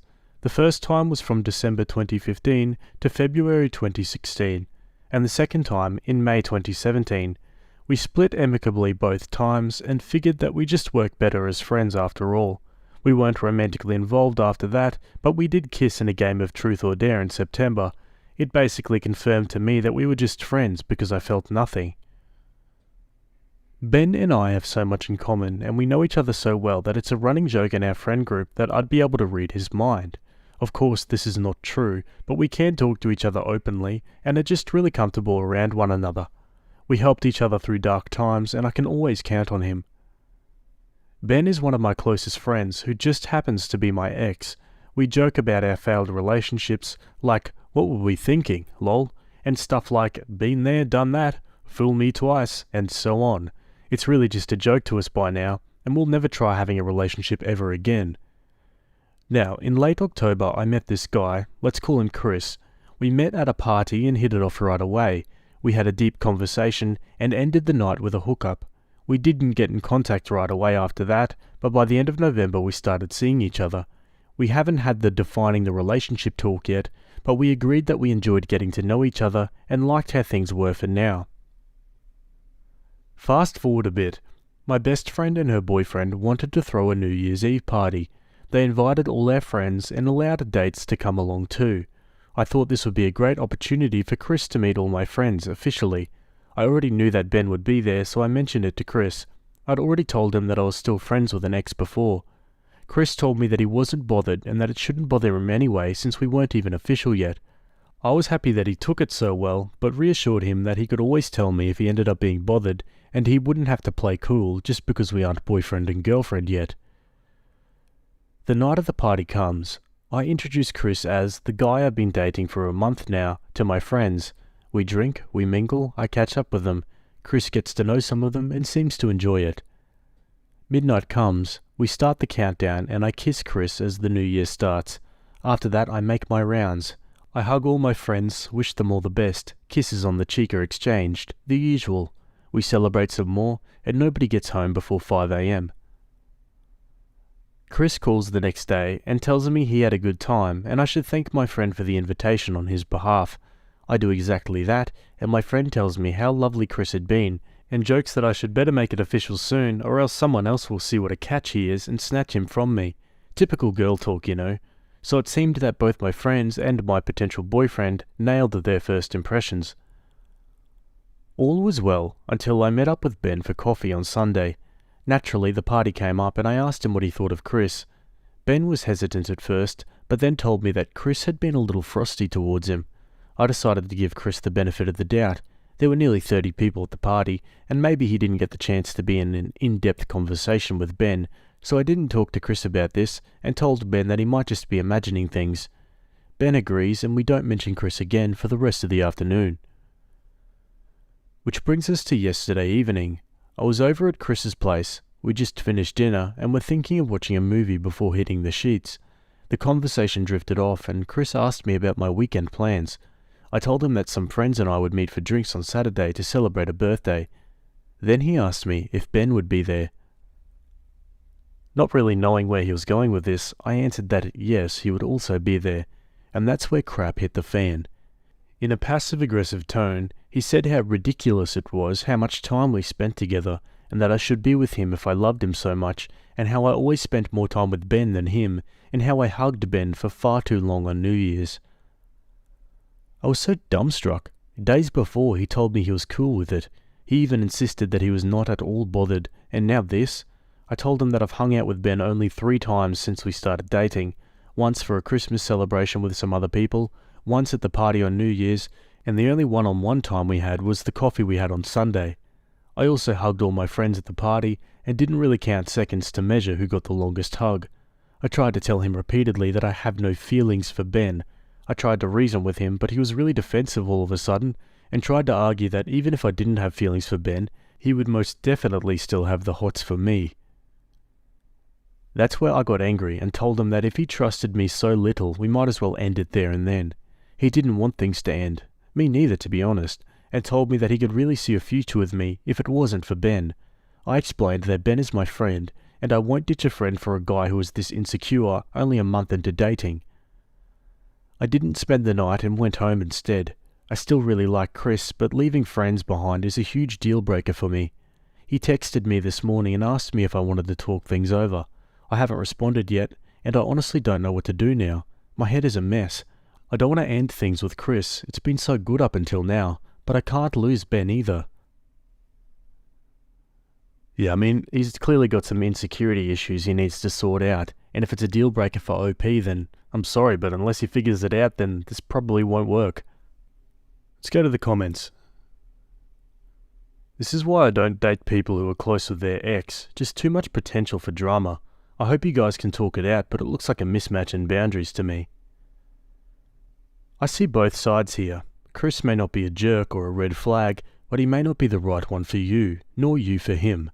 People have different moral codes, and others have baggage that prevents them from being diplomatic in a situation they're entwined in. It happens. You don't have to date Chris, but understand that if you have an ex who you're so close to that all your friends say that you can read his mind, a lot of guys are going to have issue with that. Are you going to be able to prioritize a relationship with someone else over your friendship with Ben if a relationship does get serious? It's not cool for him to try and control who your friends are, but if this pattern repeats itself in future relationships, it may be beneficial to take a small step back from your friendship with Ben. But Chris's attempt to manipulate your friendship with Ben when you guys aren't even official makes him an ass. Yeah, honestly, that comment's spot on with everything. Okay, OP adds some additional comments. On seeing the situation from the outside and how it looks. You're right, my interactions with Ben feel natural to me, but I've never taken an outside perspective into account. I only briefly talked to Ben at the party, as Chris was my priority, and I wanted to make sure he felt welcome. I talked more with my girlfriends that night. I'd hope that my friends won't joke about my ex being my soulmate in front of Chris, but I probably should have had a word with them before the party, just to be safe. Apart from the occasional hug, Ben and I rarely have physical contact. I also wouldn't describe 4-month total as an extensive romantic history, but I see what you're getting at. Overall, we are a pretty open and close-knit group, and I don't think I treat Ben different from the others. Chris overreacted and handled his jealousy not very well. I'm going to meet him tonight and see if we can talk things over. I'll try my best to be insightful and understand his concerns, but I do hope that he'll apologize and get that Ben is my friend, and I won't let him dictate my friendships. I've only dated 2 other guys aside from them, one in July 2016, but we hadn't had much in common, so we ended it early, and he never got to meet my friends. The second guy was from September 2017 to March 2018. He and Ben met a couple times, and always were civil. The guy wasn't really the jealous type and said he can live with it, and we never really had to argue over our relationship with other people. We split in March because we kind of faded out and weren't into each other enough to work on the relationship. So yeah, thing with Chris is that I really wanted this to work, but I've never had to deal with jealousy before and am a bit overwhelmed. Chris and I have a lot in common and worked well so far. I was really close to asking him to be official before his outburst, and now I'm left to see how things turn out tonight. I hope we can recover from this. I still really like him.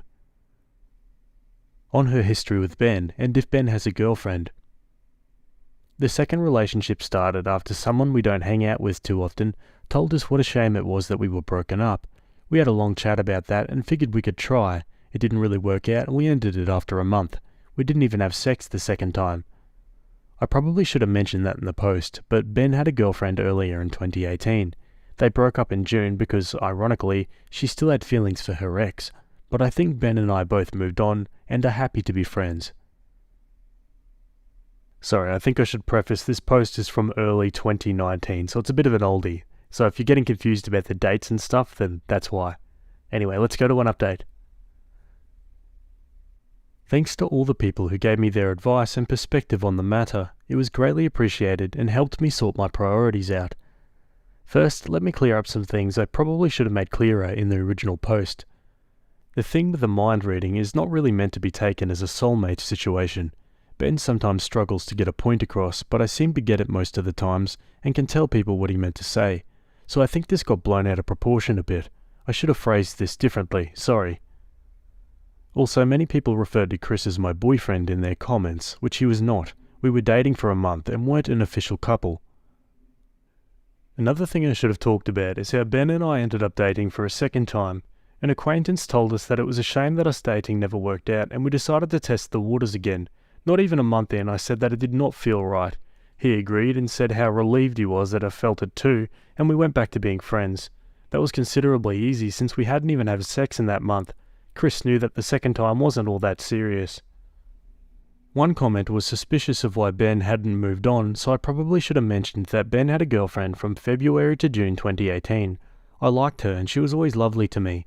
She left him because, ironically, she still had feelings for her ex, so I thought it'd be safe to assume that he'd be over me as well. None of my close friends talked about my history with Ben and they didn't joke about us at the party. They genuinely want me to be happy and most of them instantly liked Chris. However, something did happen at the party that ended up causing all this mess. So buckle up, folks. Now that that's been said, let's move on to the crap show that's been my life for the last couple of days. After reading some of your comments, I texted Chris back and agreed to talk about things that night under the condition that we both will be civil and adult about it. He was fine with that and I came over to his place. Chris started the conversation by immediately apologising for how aggressive he reacted and how stupid he felt for not being able to keep it together. He said it wasn't fair of him to mistrust me and that his jealousy was ridiculously overblown, considering we weren't even official. I told him that it's okay if he gets jealous or uncomfortable, but I just wished we could have talked about it before things escalated. I apologised for not being sensitive enough to realise that no matter what he said to me, he wouldn't exactly be thrilled with the situation. I could have made more of an effort to reassure him and adapt situations so we could both be happy. We both made it clear that it would make us sad if things ended before they'd even begun, and would probably end up regretting not giving this another shot. After all, we had this crazy chemistry and got along so well. Now all that seemed to stand in the way of a happy ending was an awkward conversation about my friendship with Ben, but before I could even get into it, Chris dropped this bomb. So at the party, he overheard Ben and his best friend talking. Ben said how awful it was to see me with another guy, and how unfair it was that we weren't an item. Chris did not know what to do with that. He said that that's where what little jealousy and insecurity he had went from 0 to 100, and he couldn't help seeing red. He weighed his options and thought that if he'd tell me, it'd end in a situation where it's his word against Ben's, and I'd believe Ben more. He also didn't want to be that guy that ruined a friendship, so he swallowed his feelings until they burst out when I casually mentioned hanging out with Ben. As he told me that, I put my guard up and took it with more than just a grain of salt. That story sounded almost cartoonishly convenient. Some people in the comments warned me that he could try to manipulate me, and I had to look out for myself. I told him in all honesty that I'd have to talk to some other people, as it was hard to take his word for it given the current situation. Chris was very understanding and told me that whatever solution I'd come to, he'd have to accept it because, as he put it, he lost the right to be involved in this with throwing a jealous fit. I disagreed, but he was adamant about me having to find my truth. We ended the night with me telling him that I really wanted to trust in what he said to me for the sake of salvaging our relationship, but it was just so hard and I was so confused. He again said that he understands and that I should take my time to sort things out. He then gave me a long hug. Yes, this one was actually long, and I left to figure things out. And oh boy, did I figure things out. The first thing that came into my head was that at the party in September, the one where I was dared to kiss Ben, guess who thought of the dare? It was Ben's best friend, who, if I'd take Chris's word, would know if Ben still had feelings for me.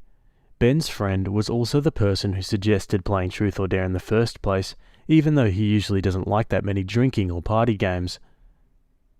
Then I thought about how weird Ben acted when I asked him about Chris. At the time, I was convinced that he just didn't want to hurt my feelings, but what if he just saw his chance of getting Chris out of the picture and held an inner debate whether he should act on it or not? My head was in bits and pieces as I overanalyzed basically every interaction I had with Ben for the past months. I had to rip the band-aid off and talk to Ben directly, so I asked him if he'd be free after work, and he came over. We usually don't spend time alone at each other's place, so he knew something wasn't quite right. It was very awkward, but I had carefully thought about what to say beforehand, which made it a bit easier. I told Ben that I value our friendship, but had gotten the suspicion that he might want more out of our relationship than I could give him, and asked if this was true. Ben is a bad liar, so he got defensive instead and asked me if Chris wanted to separate us. He used that phrasing, separate us. I told him that it did not matter if Chris was involved in this because I just wanted a clear answer on whether us being friends was enough for him or not. He avoided the answer, asking again if this was because of Chris. He spun in circles trying to change the subject and ended up saying some mean things about Chris not being a good person and whatnot. Reminder that their first and only reaction had been at the party. I, however, stayed focused as I wanted an answer. Given his avoiding of my question was answer enough, but I was getting angry with him and I wanted him to spell it out. After some more back and forth, he finally snapped, "Fine. I thought that we'd eventually get back together, and it was only a matter of time until you realized that we were meant to be. You should be with me, then we wouldn't have to deal with this." His words still echo in my head. Like, what? I could have handled him having a little crush on me, or if he felt that some things were left unresolved. But this? It felt like my entire world was shattered. All these years of friendship he just stuck around to one day get back together with me? Everything we've been through, and everything he did for me, was just so that I'd eventually realize that we should date again? I told him that I couldn't return his feelings, not now and not in the future. We had tried twice. It didn't work out. At least for me it didn't. And I saw nothing that could change that. I wanted us to be friends, but I don't think it's possible under these conditions. He got pretty worked up about it, and it was like watching someone go through all stages of grief, except acceptance. "We can still work this out. This is unfair. Nobody will ever love me. I'll change and we can try again in a few months." It took a lot out of me, but I remained calm and told him that it'd be better if we stopped seeing each other for quite some time. Then I asked him to leave. I was exhausted and honestly creeped out. I felt so betrayed. This person that I was so close to and that I trusted so much was always acting with an ulterior motive. I called my best friend, and once she heard me sob through the speaker, she got in her car and came over. I told her what had happened, and she was horrified. She had no idea. As word spread in these last 2 days, it turned out that my friends didn't know about his feelings either, and most of them were shocked and repelled by how he acted. I got some amazing support from my friends, and they were great at helping me not losing my head over this so far. Chris and I talked yesterday, and I apologized for putting him in such a horrible situation. I hadn't wanted for us to start out with this level of drama. He believes that I wasn't to blame, but I still think I should have realized some things earlier. It's been 5 years of quote-unquote friendship, for Christ's sake. Chris was very sweet. He ordered food from my favorite takeout place, we watched a movie and cuddled up on the sofa. He said that he was glad we came out okay, and somehow everything was worth the struggle in the end. He also asked if I wanted to be his girlfriend, and I said yes. Okay folks, and that's the end of that story. Honestly, I didn't see that coming, and I must admit I wrongly judged Chris at the start there, but he sounds like a great bloke. Let's look at some final comments to wrap this one up. Honestly, this is a pretty comfortable example of how easy it can be for an unbiased stranger to look at a situation and see what's really going on. That's kind of why I like this subreddit, regardless of the fact that a lot of commenters can jump to extremes. Chris is a frickin' keeper, was understandably upset but still presented his feelings calmly, gave you the benefit of the doubt, and let you have time to sort through what actually happened. I know you say you didn't want this drama right at the beginning, but the silver lining is that you got an early lesson about how Chris handles conflict, and it turns out he handles it extremely maturely. I'm sorry about Ben. I've been blindsided like that before, and it's not a fun feeling. But know that you also handled this situation so well, not only with doing your due diligence vetting what Chris said, but also taking it seriously when you found out he was telling the truth. Really good behaviour on both your parts. Chris is a gem, let's just say that now. Obviously and sadly your friendship with Ben is over. Lean on your friends, not Chris, for support in this. It's okay to be sad and hurt and angry. He really pulled a nice guy here, and that always sucks. You did beautifully in your fact-checking here, and learned several good lessons. Take comfort in the fact that you'll be harder to fool next time. That has value. Me with my boyfriend of 3 years, and he can't accept that I'm vegetarian, and I think he's trying to trick me into eating meat. Me and my boyfriend have been together for 3 years and have lived together for 1 year. I've been a vegetarian since I was 11 years old, through my own choice. No one else in my family is veggie. My boyfriend eats meat. Although my dream ideal partner probably would be a vegetarian, I view this as a Dan Savage price of admission for an otherwise great guy. Usually we cook veggie meals and he adds meat to them. If he wants a meal where that doesn't work, we just cook our own things and eat them together. The cooking works out to be about 50-50, and so does the cleaning, so I don't think the problem is with that. He eats meat most days. I've no problem with meat in the flat. I won't cook it, that's all, because it grosses me out. Meat pizzas and stuff like that I don't mind, but nothing that involves really touching the meat. Recently, he's been really obsessed with my vegetarianism in a way he's never had before. He's always made stupid jokes, but that's a better reaction than a lot of people. He's proper grilled me about it 4 times in the past fortnight. Anyone who's been veggie knows how annoying these constant conversations are. He started genuinely saying that it's stupid, unhealthy, hipster, all that stuff. I've shown him the studies saying vegetarians usually live longer, and that a veggie and vegan diet is accepted unanimously by dietitians as just as healthy as a meat one, and he just doesn't accept it. He has a far worse diet than I do. I don't snack, don't eat fast food, don't have sugary drinks, and he does all the time. We're both slim, however. He's been asking if I'd ever quit a lot too. I'd like to point out that I never bring my vegetarianism up in conversation, because usually people just try to lecture you. Whenever we talk about it, he brings it up. Now, there's been a handful of times in the past few weeks where he'll cook a meal for us and I'll notice that it's not vegetarian. Some examples. He made spag bol saying it was corn when it just obviously wasn't. They don't look the same. When I pointed this out, he just laughed and said it was a brain fart and he forgot. Which, okay, whatever. I guess that could happen. He gave me a sandwich with ham on it. Another mistake apparently, since he was making us both them and just put the ham on both, despite this never having been a problem before. He made himself a bacon buddy and asked if I wanted an egg one. I say yes, and when I walk into the kitchen, he's using the same pan that he used for the bacon. He said he didn't know this was a problem when he 100% did, because he's always swapped pans before this. And it's not about the washing up, because when he cooks, I wash up and the other way round. He made chicken enchiladas and told me they were veggie. Luckily, I saw the chicken when I cut it in half. Same excuses, an honest mistake. I thus far haven't accidentally eaten any meat. I've been cooking for myself for the past week, but he keeps offering to cook for both of us. Am I just being paranoid? The idea of him sneaking meat into my food seems crazy, but it really seems like he is. Why would he even bother to do that? Why is it that the only people that care what vegans and vegetarians eat are people that eat meat? Like, why do you care so much about what they're eating? And why do they feel the need to lecture them and change their mind all the time? Like, I'm a meat eater myself and I could probably never be a vegetarian, but that's just how it is and I don't want to tell anyone else how to live their life, you know? Anyway, I don't know what this guy's doing. Maybe he's just sick of having to change pans all the time whenever he's cooking. Who knows? Let's go to the comments. It does sound like he's setting you up for a "did you like what I made you for dinner? Ha, it had meat in it, sucker" situation.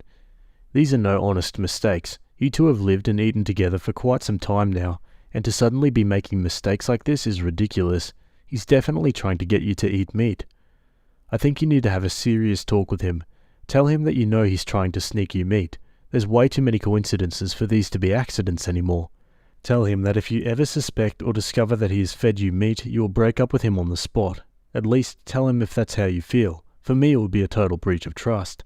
Ask him what his deal is with your being a vegetarian. Is a friend giving him crap? Did he read something that made him worried? Is he concerned about what you two will feed future children? There's something that's got the fire going under his feet, and you need to figure out what it is. I think you're using the word sneak incorrectly. This douche knows full well what he's doing, and you should probably have some serious second thoughts about him and his actions. Mistake my ass. Opie replies, I'm glad people are agreeing with me. I didn't think it could be in any way a mistake either, but he insists that they are. Won't change his story at all. Someone has gotten in his ear. People don't just change overnight. I'm not even addressing his disrespectful behaviour, because it's so obviously disrespectful, just the fact that he's suddenly changed. Has he changed jobs or departments/gym or taken up CrossFit recently? Has an old friend moved back into town? Because if you can't work out where he's getting this from, you can attack it at its root source. If it's CrossFit, you can point out the number of vegetarian paleo bloggers out there. If it's a new colleague or an old friend, you can point out that their opinion should not take precedence over your health, because at this point, eating meat will make you very sick, or your ethical stance. It also sounds very passive-aggressive, as if he's almost embarrassed about his new position on your vegetarianism. I don't know if that makes sense. Is it possible that someone like his mum or dad has been at him? Or are you about to upgrade your relationship? Or have you done so recently, and he has a sister or his mum at his ear about, oh, are you going to raise your kids veggie? Because you know that will kill them. Honestly, dig until you find the source of this, and then kill it with fire/reason with him from that perspective. Yeah, some good advice there. Let's go to an update. So after posting, I stuck to only eating food I'd made, and my boyfriend got more and more antsy about cooking for me. I sat him down the next day and asked him the same stuff. If he had a problem with my vegetarianism, why he was trying to contaminate my food, since I asked why and not if. He blew up, demanding to know why I didn't trust him, how I could accuse him of this. He also kept trying to get me to explain why I'm veggie in the first place, but he knows this well, so I didn't let him derail the conversation. Eventually, after the most frustrating, circular argument ever, he stormed off to our bedroom. We didn't speak that night or the morning. When I got home the next day, he had actually gone and cooked an entire chicken for us. He asked me if I'd eat it. It was so surreal. Him stood at the kitchen counter with this cooked chicken, asking me to eat it when he's never known me to eat meat, as if we hadn't been arguing about this at all. I didn't even respond. I shouldered my way past him to the fridge, which was a massive mistake. I guess he went a little nuts. I still can't really believe this happened, but he grabbed me by my hair at the back of my head and with another hand tried to force chicken into my mouth. I'm still shocked by this. It was terrifying. He was so much stronger than me. He didn't succeed, and after some moments of me struggling, he let me go. He just stood there, looking defeated, while I literally ran out of the kitchen and got some stuff and went to my parents. I'm there now. It's been the better part of a week. He's agreed to move out, put up no fight for the flat or for us, which I wouldn't accept, of course, anyway. When we spoke on the phone to decide this, he sounded ashamed. Quiet. I hope he's ashamed. I'll never know why he suddenly snapped about my vegetarianism, and I frankly don't care anymore. He's obviously just a wanker to do that anyway. This past month or so has been so different to the test of our relationship. It's crazy, but there's no coming back from this. I'm well short of him. Wow, he tried to force-feed her. What a prick. Honestly, the whole picture of him standing in the kitchen with the cooked chicken looking at her sounded like something from a horror movie. Like, replace the Woolies roast chook with a severed head and you get the picture. Anyway, it seemed like he had some degree of self-awareness after the fact, considering how ashamed he was acting. Anyway, what are your thoughts about that one? Let me know in the comments. Okay, let's go to another story. Okay, we're over on the Today I Effed Up subreddit. This one was written by user Pure Discipline, and it's titled, Today I effed up by telling my kid to throat punch his bully at school. Actual F-up happened yesterday at the dinner table after school. After effects of my F-up have me currently at the ER getting my son checked out for anaphylactic shock. Yesterday my kid came home and was obviously upset, so I asked him what was wrong.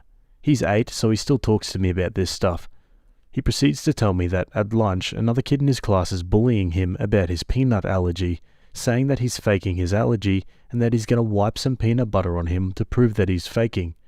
My kid says to him that he isn't faking and that he could die just from touching peanut butter. The other kid said he didn't care and that he wanted him to die anyway. At this point, my kid said that he told the teacher and the lunchroom monitor, who both know about his allergy, and they were able to intervene yesterday. I had a long talk with my kid about doing the right thing and telling the teacher and not letting this other kid make him lash out. Then we talked about the hard part. Now, I'm sure I'm going to generate some hate with some people here with what I told him next, and that's fine. We are allowed to have differing opinions, but I'm not apologizing to anyone for teaching my kid to stand up and defend himself. After we talked about doing the right thing and doing everything you can to avoid a bad situation, I told him that sometimes you have to do the wrong thing to protect yourself, and that should always be the absolute last resort. When he asked what I meant, I told him that if the kid, the bully, is only taunting him with words, then he should always walk away. But if he ever did try to put peanut butter on you, then you hit him as hard as you can with the side of your hand in the throat, kinda like a throat chop. Then you stop unless the bully keeps trying. Fast forward to this very afternoon, and I get a call from the principal of the school saying that my son assaulted another student and needed to be picked up. I asked what happened, and of course they won't talk about it over the phone, but I smiled a little bit because I already knew. I get to school and I see my kid sitting in the office, tears streaming down his face. So I walk in and the principal tries talking to me, but I blow right past her and ask my kid what happened. He says the bully had peanut butter on his fingers and he was threatening to wipe it on his face. Then my kid said that he did what I told him to do and hit the kid in the throat because he wiped peanut butter on his arm. I looked at his arm that was pretty swollen up and asked him if he was having trouble breathing. Kid said he was fine, just a little shaky. At this point, the principal interrupts with her, "Mr. So-and-so, we can't just have kids hitting other children just because they had a little peanut butter wiped on them. Kids do this kind of thing. We're going to have to suspend him for a few days." It's obvious to me that the principal is clueless about the peanut allergy, so I cut her off and asked my kid if he told the bully to stop before he hit the other kid. He said yes. I yelled at him several times that I'm allergic to peanut butter and told him to stop, and he just kept acting like he was going to wipe it on me. Now the principal has a shocked look on her face. I asked to see the video from the cafeteria, and sure as crap, my kid can be seen and heard screaming and trying to back away from his bully. At the point where it looks like the bully grabs my kid's arm, my kid yells at the top of his little lungs, "I told you to stop." Then he grabs the bully by the arm, pulls him towards himself, and executes the best clothesline I've ever seen anyone do and floors this kid. Then my kid sits down and starts crying in the middle of the cafeteria. At this point, I tell the principal that if my kid isn't allowed back at school tomorrow, I was consulting with a lawyer about the attempted murder of my son. I also said that, assuming he didn't have any other ill effects from this, I would be fine not pressing charges against the school and the bully, since it looks like he may have already learned his lesson. Since I didn't get a response and it's been about half an hour since the peanut butter was wiped on my kid's arm, I picked him up and left to take him to the ER to get checked out. About 10 minutes ago, I got a call from the school board superintendent saying that the school board has decided to let my kid come back to school tomorrow. Edit 1. Kid has a clean bill of health from the hospital. Swelling is starting to go down after some epinephrine. Edit 2. Kid's got cookies and cream ice cream. And Edit 3. I've been invited to a meeting with the school board Thursday afternoon. We'll update afterwards. Honestly, this just sounds like good parenting to me. As long as you reiterate that violence like that is an absolute last resort, then yeah, I don't see any problem with it. And also what Opie said was exactly right. This is attempted murder. Peanut allergies are no joke. Let's go to the comments. 10 out of 10 response. Your kid's life was legit in danger. That's the only way to defend himself after screaming and demanding to be left alone. No hate here. Personally, I would be proud of my son and probably reward him for defending himself. None of that's an F-up. Have the allergy documented and get a lawyer anyway. Pressure the school board to develop an action plan, a legit one, not some BS lip service, that will prevent this from happening again. Especially true as your kid was threatened with this yesterday, a teacher was involved, and now today the bully carried through with the exact same life-threatening behaviour he tried to do the day prior. This is a proud dad moment. Well done on permitting your son to defend himself. There is a time to walk away, and there is a time to clothesline the bully. He did well. That's the way parenting should be. Nice job. I'm proud of you and your son. Raised mine the same way, and no one F's with them. Opie replies, I'm really conflicted, you know. I don't advocate violence, but if it comes down to my kid dying or a bully getting hit because he was being a jerk, well, I'm siding with my kid. How does the principal not know your kid has a peanut allergy? The principal was dealing with the case of kid A using violence to prevent kid B from wiping peanut butter on him, and he or she didn't think to ask the lunch monitor or kid A's teacher about the situation before deciding kid A would be suspended. The principal didn't think to check on kid A's file to see if there was a peanut allergy. If your kid has an allergy that serious, I would presume it's in his file and there would be an EpiPen available for him in case of emergency. If the above is the case, your self-defense training was unfortunately necessary due to the abject negligence of the school's administration. You or your kid didn't do anything wrong. Self-defense is not a crime in any civilized society. Well, I was reading it, and I kept saying in my mind, attempted murder, attempted murder, attempted murder. And damn it, you went there. Awesome. That's exactly what it was. Good dad. And you didn't F up at all. If you hadn't given him that advice, you would be watching a totally different story on the cameras. You saved his life. Yeah, some good backing up in the comments there, and I totally agree. What about you guys? Let me know. Okay, let's go to an update. So apparently I can't add more at this point, so here's the rest of the update. I just left the meeting, which wasn't with the school board as I was led to believe on the phone. It was with the principal and a legal representative from the school board. I had my lawyer with me, and prior to this meeting, and we discussed what I wanted out of this meeting. My main concerns were, 1. Making sure that there was a procedure in place to keep allergens away from my child, and 2. Ensuring that this child has no ability to assault my child again. I also wanted to know how it was that the principal wasn't informed or aware of my child's allergy prior to trying to tell me that he was going to be suspended. Lawyers talked legal stuff for a little bit while I listened, and principal listened. Eventually my turn to talk came, and I simply explained points 1 and 2 above. I also asked why the principal didn't take time to assess the whole situation. The explanation I got was that she was told by the monitor that it was almond butter and not peanut butter by the monitor, so she really didn't look further into it, which I can understand her point, but it doesn't make things any better from my perspective. So, cut and dry stuff first. The bully child has been moved to a different school. Unfortunately, I don't have any legal recourse to find out which school he's been moved to, and frankly I don't care.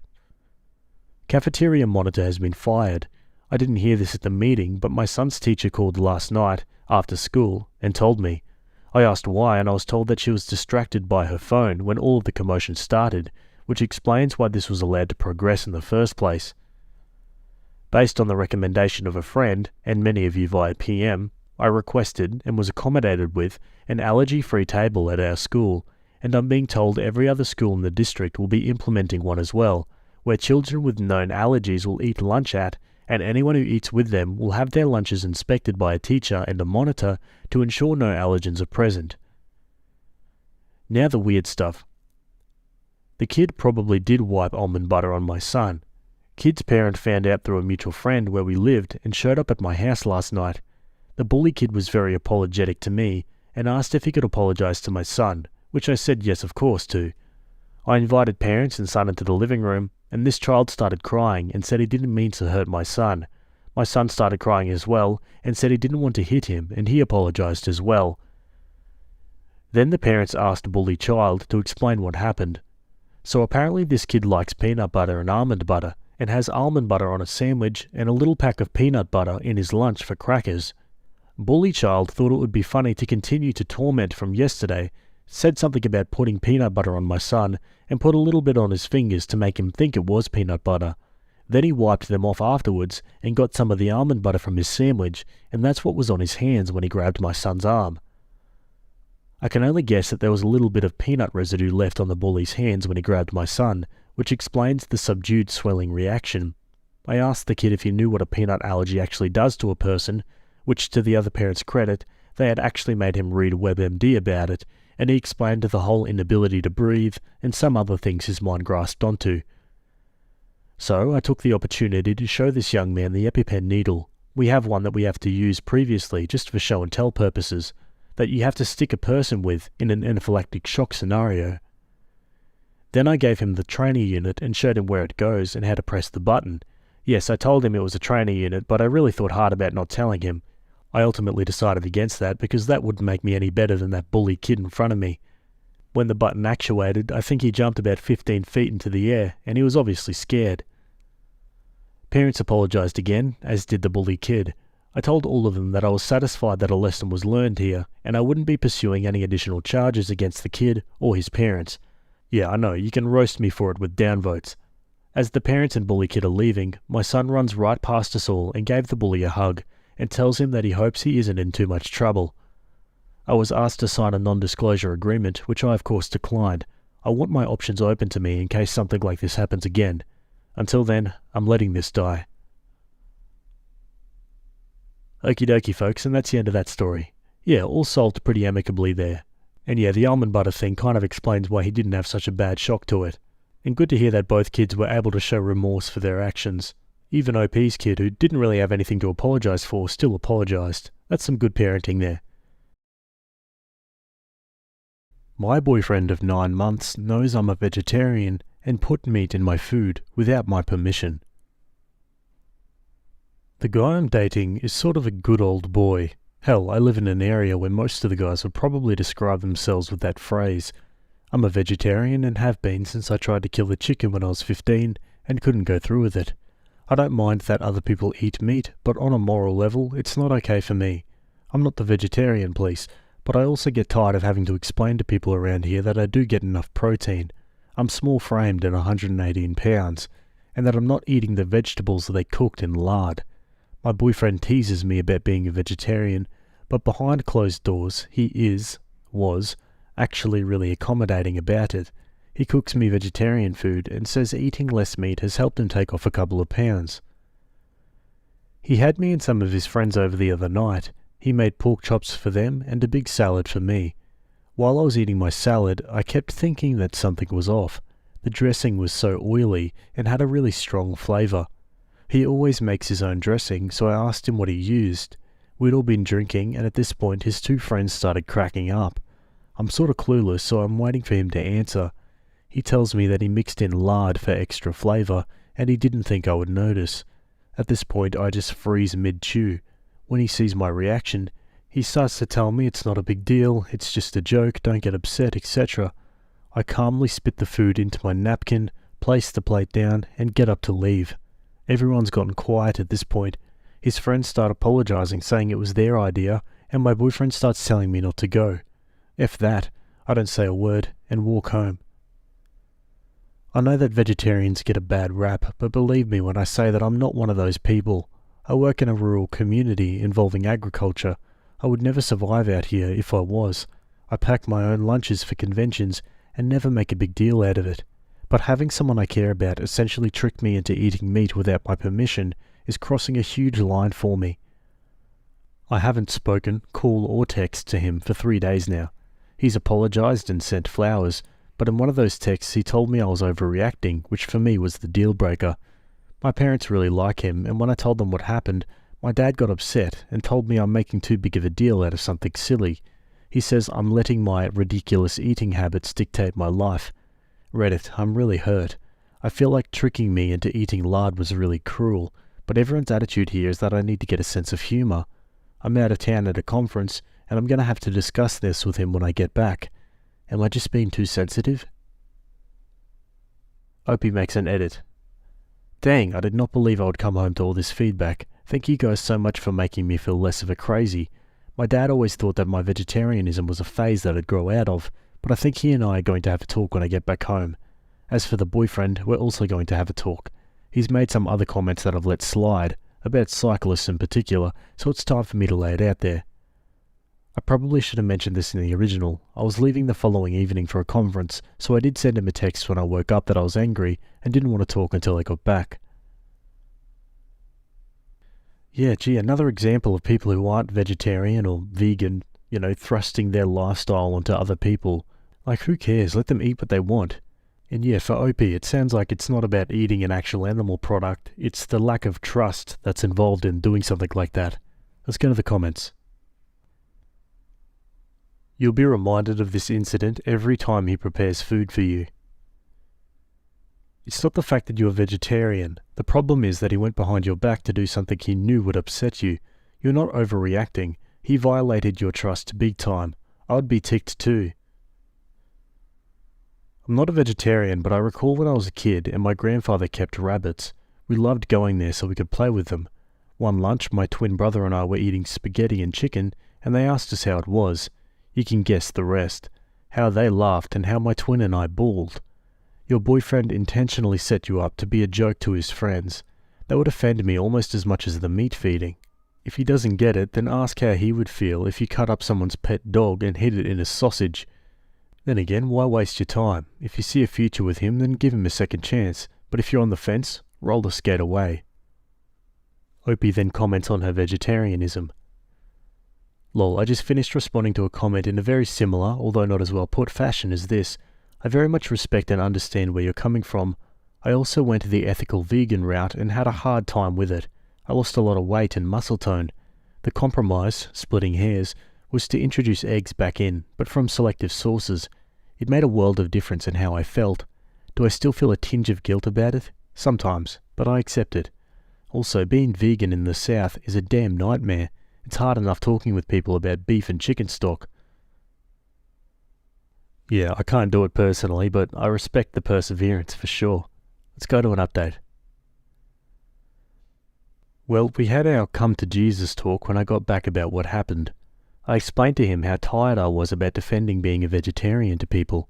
It feels like my social identity, like if someone was trying to describe me to a coworker, they'd say, you know, the vegetarian girl. And I really dislike that because I never bring it up. And when I say defend, I mean you get questions from all over. People seriously take you to task. Crap, one of the commenters on my last thread compared my actions to letting a child starve in a third world country. I've been asked multiple times if swallowing semen is vegetarian, or had some armchair philosophers point out the inconsistencies of my morals. Well, if it's for ethical reasons, you should abstain from all animal products. And as I've gotten older, my defiance flag just isn't flying as high anymore. I don't want to sit down to every lunch with coworkers and hear the bad hunter joke, or have the rude secretary tell me that she read vegetarianism is usually a cover for an eating disorder. So yeah, I obviously have a chip on my shoulder about all of this. Everything I said above, I laid out to my boyfriend, all of it. He explained he didn't think the joke would be a big deal because something similar happened at a potluck. One of my friends made a pasta side and used chicken stock. She didn't think about it and I couldn't tell. When she realized later on, I shrugged and told her, sometimes it happens. No reason to be angry with an honest mistake. I was pretty exasperated by his comparison and explained the difference using all of the examples you guys raised. Hit very heavy on the respect subject. We argued about this for a bit and at one point he said, I basically became a vegetarian for you. I bristled up over this comment because I've never asked that of him or anyone I've ever dated. I also pointed out that he was nowhere near a vegetarian, which was admittedly sort of petty. This went back and forth for a while. Finally, I just threw my hands up and asked why this was such a big deal. Why couldn't we sit down and talk about boundaries and move forward? He said he was worried about the future. He wants marriage, kids, and a stay-at-home mum. His mum told him that I need to eat meat during the pregnancy for the baby to develop properly, and that the kids need to eat meat to grow up big and strong. I just stared at him, mouth open, completely blanked out. He said that he loved me, but it was time for me to grow up and compromise. Honestly, I didn't know what to say.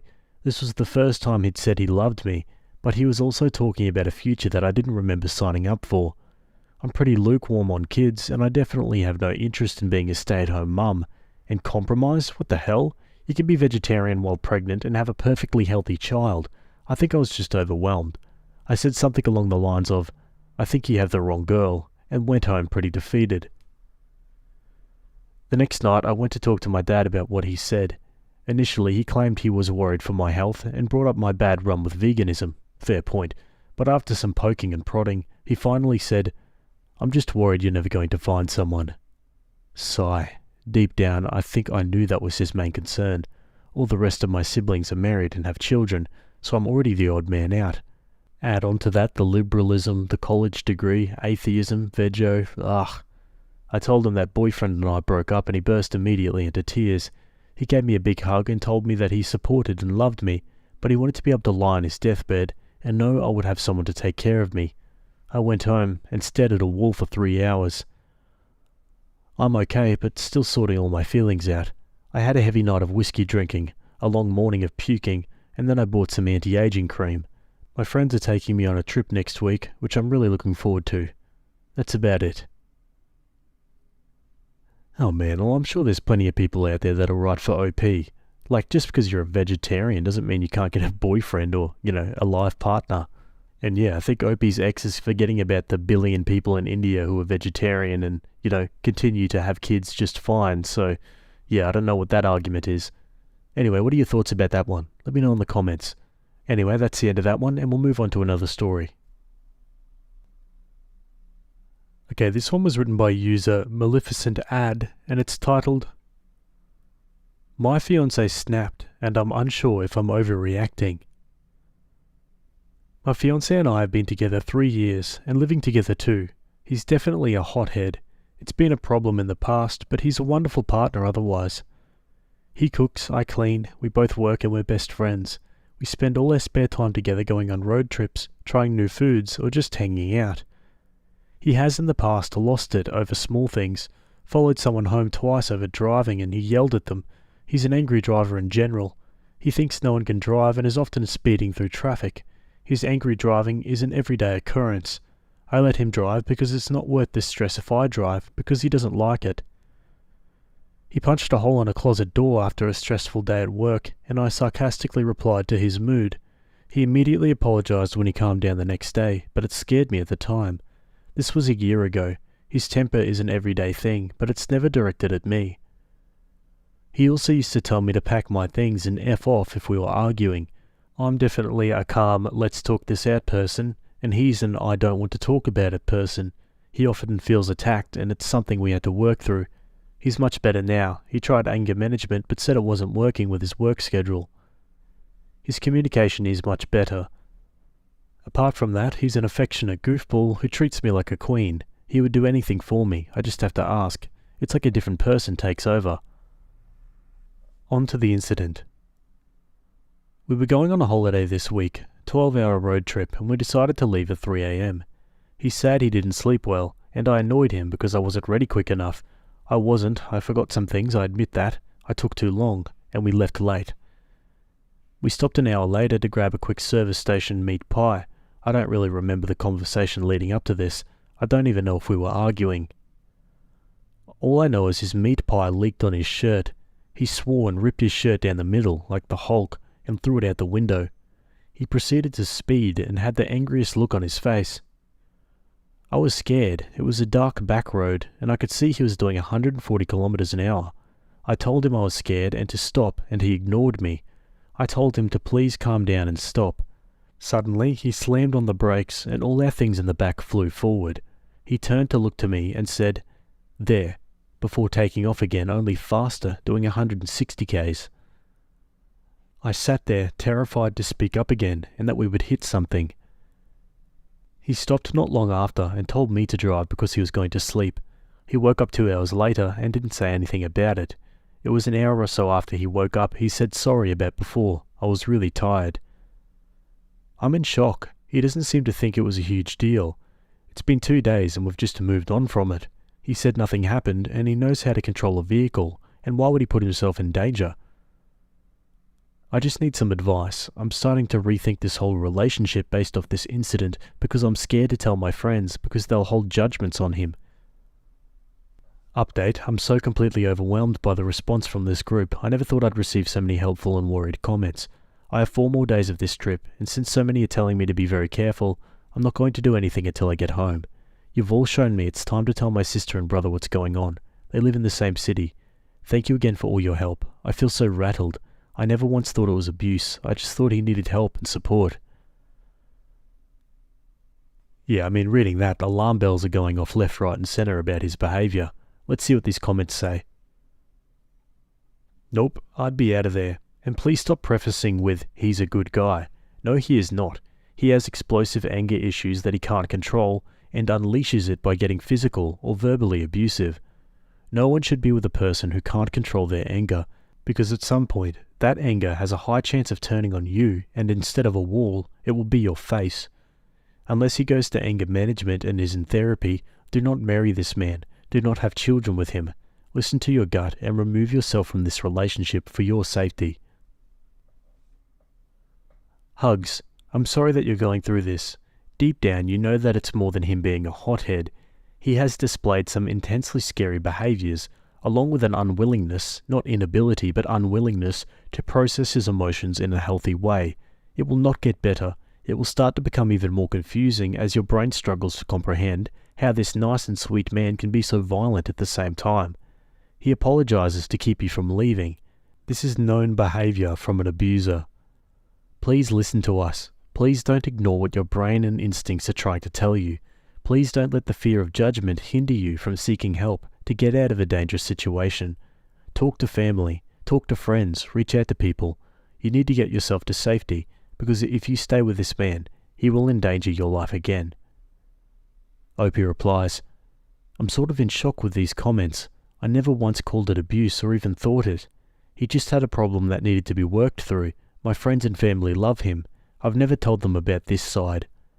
But now I'm starting to think I didn't tell them about his struggles because I knew what they'd say.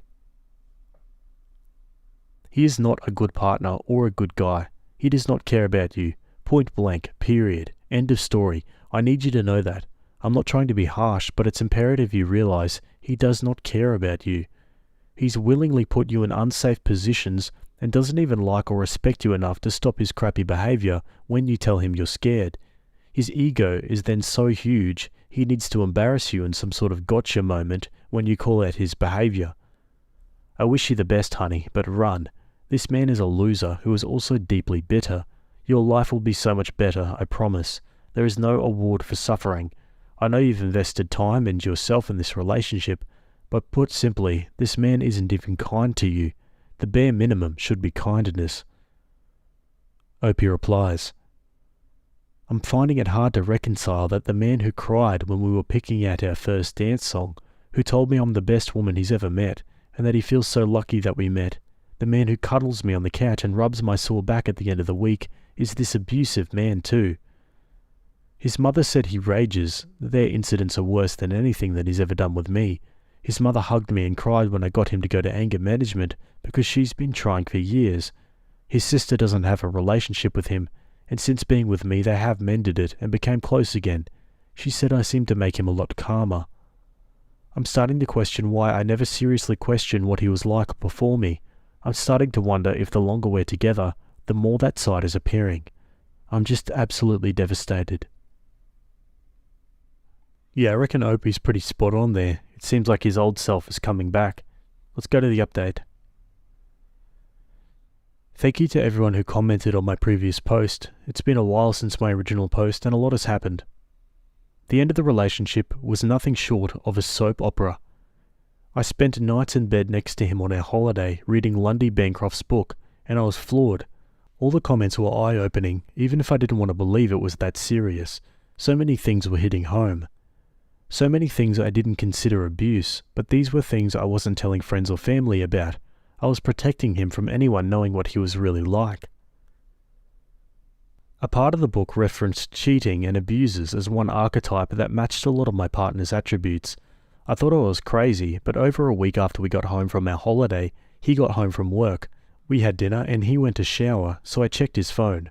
I repeated this for quite a few nights, gathering evidence. He has been cheating on me.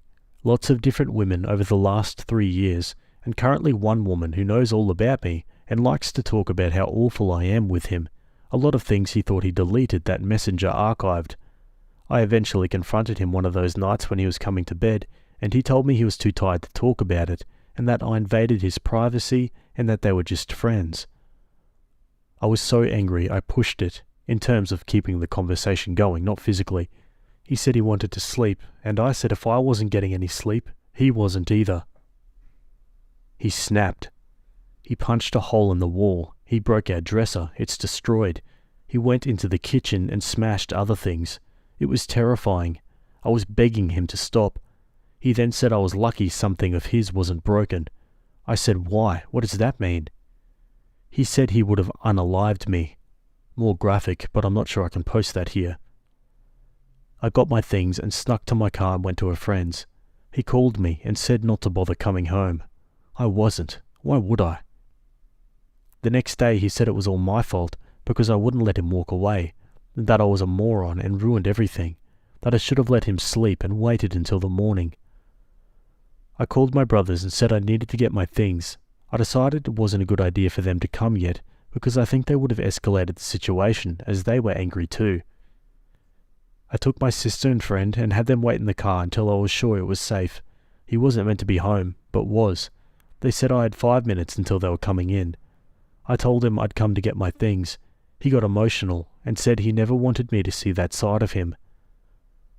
I said we were done and he got angry again and chased me into the garage throwing pillows at me.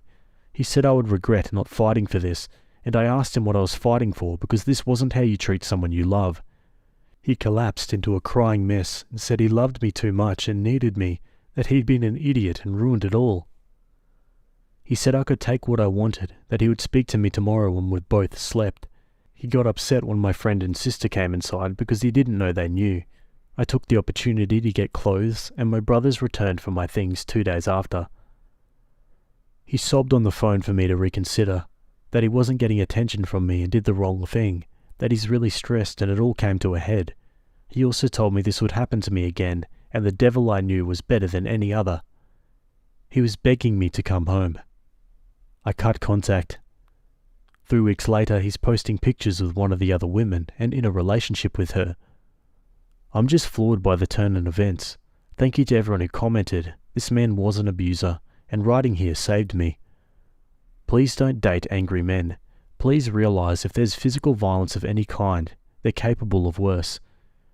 The cheating was a bullet I didn't see coming. I never suspected him of that ever in the whole 3 years, and I'm extremely embarrassed to being replaced so easily and being fooled so easily. I'm living with my brother. My self-esteem is in the toilet, and I guess I'm starting my life over again now. Wow, that's the end of that one. Yeah, when I heard about the cheating and the way she was pressing him when he was trying to go to sleep, God, I knew something was going to happen. But man, I did not expect that much blow up. What about you guys? Give me your thoughts about this one down below. My boyfriend said he wishes he was with my sister. I, 23 female, have been with my boyfriend, 26, for about 4 years. I met him through my sister, 27, who's been his best friend since freshman year. She's a lesbian and getting married to her girlfriend in October. Me and her have always been close, the usual sibling stuff. Sometimes we fought, but always resolved it because she's my best friend. Our parents have always been supportive of both of us, and when she came out, our parents basically said, "Oh yeah, we know. When can we meet her?" I've always had some issues with guys getting close to me for my sister, because she is the prettier and more outgoing between us, but she's always helped me build up my confidence, and made jokes about me becoming lesbian to avoid the awkward guys. My boyfriend always flattered me, told me how I'm his one and only, and how he can't wait to start a family with me, all that stuff. He was my first kiss, the one I lost my virginity to, and all the cliché Hallmark movie stuff. Well, last night after we finished having sex, he randomly said, "You know, sometimes I pretend when we're effing that I'm with your sister." He saw the way I looked at him, I guess, and immediately backpedaled, saying, "A few years ago, not anymore. I don't know why I said that, I'm sorry," and kept apologizing, trying to make what he said less bad, I guess. I asked him straight up if he was cheating on me with my sister, and he denied it, saying that he was just high off the sex, and didn't know why he said that because it wasn't true. I'm currently in my sister and her girlfriend's apartment, sobbing my eyes out because I don't know what I did wrong. I thought I'd finally found a guy who liked me, not my sister, but I was wrong. I feel like I've thrown out years of my life for him for absolutely nothing. He's been blowing up my phone, and at first it was like, "I'm so sorry, I didn't mean it, come back babe," but now he's saying stuff like, "I knew you were the crazy one, you can't take a joke." I feel like I don't even know my boyfriend anymore. Yeah, I have a feeling that's what we call a Freudian slip. Let's go to the comments. You are definitely not the crazy one that can't take a joke. He is crazy to think that what he said was okay. It was hurtful and absolutely a crap thing to say. I'm sorry, but you deserve better. Opie replies, "I'm not even sure what I'm supposed to do at this point. My parents have been hinting he's asked about proposing, and everything felt like it was going perfect until the other day." Sheesh, what an a-hole. I also don't think there's any coming back from that one. I'm sorry, OP, but at least he showed you his true colours before things got too serious. You'll find someone who loves you for you. You're not crazy at all, so don't even give that a second thought. That clearly wasn't a joke, and trust me, I've said some out-of-pocket jokes, but would never say something like that to my partner, especially after sex.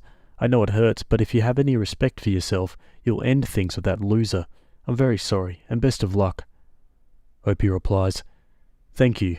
I just don't know if he was joking because he's also made dark humour about how me and my sister are just the same people, but with different sexual preferences. I feel like there's a chance he may have meant it in a funny way, and I just took it wrong, but I really don't know anymore. That's messed up. Even high from the sex, family is always out of bounds. Opie replies, I probably wouldn't have minded if he was like, sometimes I pretend you're Taylor Swift or something, since we do sometimes joke about that stuff outside of the bedroom, but I feel like he went too far bringing my sister into it. Yeah, absolutely he went too far, and I have a feeling he meant it too. Let's go to the update. Well, I met up with my boyfriend at our apartment a day after my first post, along with my sister and her girlfriend, who I'll be calling Mel. He immediately asked why we were having an intervention and interrupting his game night. I asked him to turn the computer off and come to the living room, and then minutes later he did, after finishing a Fortnite match. I asked him if what he said he actually meant, and he asked my sister and her girlfriend to leave, so they went into the kitchen. He said he didn't mean it, and he already forgot it happened, even though I haven't been home in 4 days. I told him to pack his crap and leave, and he refused, and got up to do who knows what. My sister and Mel came in and told him to go. He again refused, saying it was his house. I asked where his name was on the rent, and he said it didn't matter because he lived there. So I took initiative, for once in my life, yay me, and went into our room, pulled out a duffel bag, and started packing for him. My ex started following me, getting panicked and saying he would pack, but to just leave the room so he could. Well, I didn't trust him with my stuff, as I have a lot of antique jewellery and stuff. I'm a thrifty gal, what can I say? Which I definitely didn't want him to take. In the bottom of the duffel bag were several condom wrappers and unopened ones. No, we never put our condom trash into a duffel bag after sex, and no, I didn't loan it to a friend. Whatever could have happened, you may be wondering, grasping your phone in anticipation. The answer? He's a cheating POS. He saw I found it and claimed he was sleeping with my sister. You know, my lesbian sister, that sister. Mel, me and my sister, told him to cut the BS, and he had 5 minutes to pack before we called the cops. And my sister, the lesbian, said if anything was missing we would file a report. After he left to who knows where, me and the girls had a cry fest. Okay, just me. And my sister kept telling me she would never sleep with anyone I was with, male or not, which I obviously believe. He's been blowing up my phone, my sister's phone, Mel's phone, I don't know how he got that, with him saying he's homeless and he wants me back, or wants my sister, and calling Mel an effing sinner hoe. He's been blocked and hopefully out of our lives for good. Thank you guys for giving me the support and strength to leave him. It means a lot that strangers I've never met would care. Stay safe, everyone. Wow, so this guy really got discovered that he was cheating and then doubled down on sleeping with the lesbian sister? Like, dude, surely you just, come up with a better excuse. What a pathetic loser. What do you guys think? Let me know in the comments. Okay, let's go to another story. Okay, jumping over to the Am I the A-hole subreddit. This one was written by user Paint Stunning, and it's titled, Am I the a-hole for not moving out so my roommate can get his sister's kids out of foster care? My roommate and I rent a pretty nice 2-bedroom apartment together. We pay practically nothing in rent as we have a deal to keep an eye on things and take care of facilities. It's a great deal because it doesn't take more than a few hours a week and we take turns.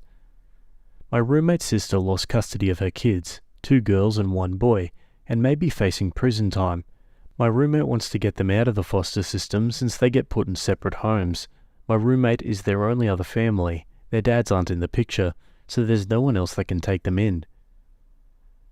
The social worker gave him some requirements and has issues with me because I'm an unrelated adult man and because I have a record of substance abuse. Also, because of the ages of the kids, my roommate needs to have at least 2 bedrooms. He cannot afford a 2-bedroom place except this one because of the great deal we get. which is why he wants me to move out. He says the fact is he needs the apartment more than me. I get that he's in a bad position, but rent is insanely expensive around here. If I moved out renting even a single bedroom elsewhere, it would be way more expensive than renting this apartment by myself. I would like to keep living here so I can save money, so I can hopefully one day be able to buy a place of my own. That's just never going to happen if I have to pay market rate rent. I was also living here first, so I don't feel like it's fair that I should have to be the one to move. Geez, that's tricky. Let's go to the comments. Isn't your great deal for rent has a taking care of things condition? I assume having 3 kids at home may be a deal breaker for the landlord anyway. Regardless, if he can't afford to take the kids in, he shouldn't. I'll be honest, this is a heartbreaking situation, and not leaving the house will make you feel like an a-hole, but you're entitled to be an a-hole given the circumstances. Opie replies, I don't know about the landlord, but the taking care of things doesn't really take that much time at all. Another comment says, depending on the ages of the kids, since they're different sexes, they may be required to have separate rooms, so your roommate would actually need a 3-bedroom place. That was the concern when we were contemplating getting some nibblings placed with us. Opie says, their social worker just said at least 2 bedrooms. Your roommate may also be eligible for a stipend if he provides foster care for the kids. That stipend can go towards paying for a suitable place. And Opie says, no, he's family, so he doesn't. Is social services going to be paying him like a regular foster family? If so, he can afford a new place. Opie says, no, I guess relatives don't get money, but he's going to apply for SNAP. Where was Mum living with these kids? He could move there with them instead. Not sure what her living situation was before her loss of custody, but the kids were somewhere. Not the a-hole. Hoping for the best for your friend and his kiddos, though. And Opie says not an option. Your roommate needs to talk to a social worker to get set up for housing, food stamps, Medicaid, daycare, and whatever he needs to do to care for these children. Are the grandparents around? Can they assist in some way? It seems like there should be other family members who can help with this situation. Opie says, as I said, my roommate is their only family. Okay, on to a short update. This is a pretty short update. I got the suggestion a few times that I should talk to my landlord about the situation since he may not be okay with the idea. While he was okay with the idea of having kids, he already has a lot of tenants with kids. He was not okay with continuing the same arrangement with my roommate without me there, so there's really no point in me moving out since my roommate would have to pay market rate rent for the place which he can't afford. As of right now, my roommate's plans are to continue living here while he figures out some other arrangement. Once he's done, he's going to move out, and I'm going to get a new roommate here. Yeah, there you go. I guess that makes the decision easier, considering there's no real benefit to having OP move out in the first place. Let's go to the last update. I didn't think I was going to make another update, but some stuff happened and I kind of need a place to vent. You can go to my profile and read my previous posts if you don't know the story. I said in my last update that my roommate was going to continue to live here until he figured out some other arrangement that would work out for the 4 of them. I'd passed on some of the helpful suggestions and sources people messaged me about. Upon further research though, he realised it was still going to take time and it would be faster for him to save up money for a deposit and first and last month's rent on a new place and then get assistance once the kids were moved in. Honestly, I don't really get how it works. For those wondering why he doesn't have money saved up from living here, it's because he's been using the money to pay off his student loans, so the plan for him was to hopefully have enough in 4 to 5 months. My roommate started to become more and more hostile though. First, just passive-aggressive, but it led to a big blowout. Nothing physical, just yelling. He was really mad because he thought since I have such a good relationship with our landlord that I should have just tried to convince him that he could handle the maintenance on his own. Honestly, he probably could. I know I can handle it on my own. I almost considered it too because I didn't think I wanted to continue living with him. After talking to my landlord about the situation again, we came to a new agreement. My landlord is going to be ending our lease. He gave us both official notice. I'm going to continue living here, but moving into another unit. It's a 1-bedroom and a bit smaller, but on the bright side, it was recently renovated so it's nicer. I'm going to have to do some maintenance on my own from now on, but it's still a really great deal and worth it to not have to deal with roommate issues anymore. Thankfully, I'll be able to move into the new unit in just a few days because my old roommate was super ticked after he got the notice. He's used more than a few expletives when talking to me and says I ruined everything because now he won't be able to save money since he's going to have to start paying rent somewhere. To be honest, with how he's been, I've sort of lost sympathy for him. I do still feel bad for his sister's kids though. Yeah, I mean, there's nothing you can really do about that in the end. It's the sister's kids and ultimately not OP's problem. I know it sounds horrible, but yeah, you got to think for yourself in these situations. Fingers crossed they can come to some sort of arrangement for the kids in the future though. Anyway, what are your thoughts about that one? Let me know in the comments. Okay, let's jump to another one.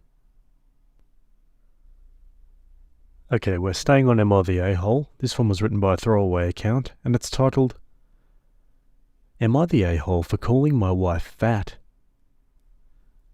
I, 34 male, work in a physically demanding field. Myself and my co-workers are all fit people without a lot of body type variety. My wife, 32, is fat. The thing is, she's always been fat. The whole time I've known her. We dated when she was fat, we got married when she was fat.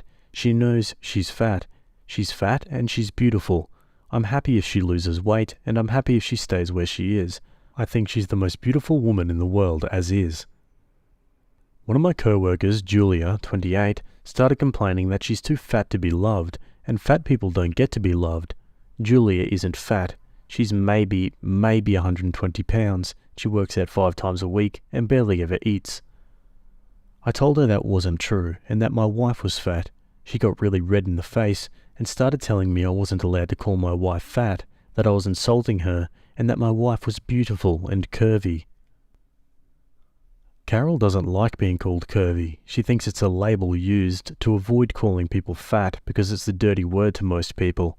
I told Julia as much. Julia started threatening to tell my wife I called her fat. She pulled up her Instagram and told me she was messaging Carol that I was being mean.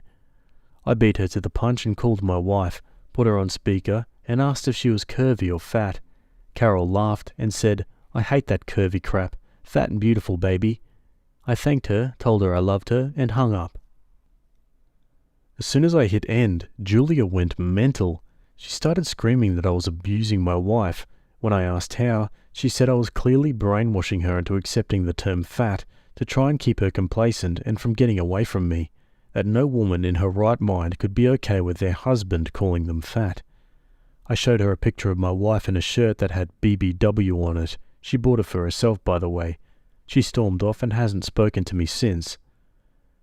Now, I just walked in today to an email from HR requesting a meeting with me. I don't think it's a big deal. I have my wife's blog for fat positivity, the shirt, and can easily call her for proof. But now things are frigid at work, and Julia constantly gives me dirty looks when we're in the same room. She ignores me otherwise. So I'm just over here, scratching my head. Am I the a-hole for calling my wife fat? Yeah, I can't help but feel like fat's one of those words that's completely found itself surrounded by negative connotations. I agree with OP's wife here. I think overweight people should take back the word and call it how it is. I realise it could be a touchy subject for some people, but I'm interested to hear what you guys think. Let me know in the comments. Let's see what these comments say. The difference between your wife and Julia is that your wife loves herself. Julia can't even pretend to. Not the a-hole. Yep, the HR thing is wild. Imagine fishing for validation from a man, your married co-worker, going off on him for loving his wife, threatening to DM her, and then reporting him to HR. Not the a-hole. If anything, Julia may be upset because she can't blame her insecurities on this idea of being fat, or she uses this idea of body positivity to push others into expressing fat phobia she internalizes. Not the a-hole, and your wife sounds awesome. Julia should get a better hobby because she sucks at fishing.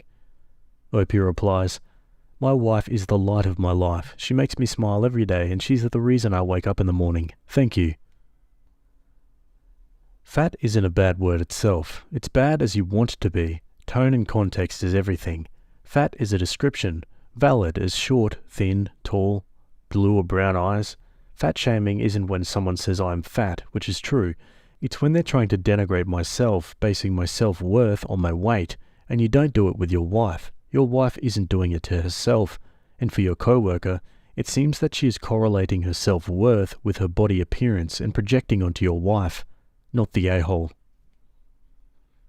Yeah, well summed up there. Let's go to an update. So, I met with HR at 4 o'clock today.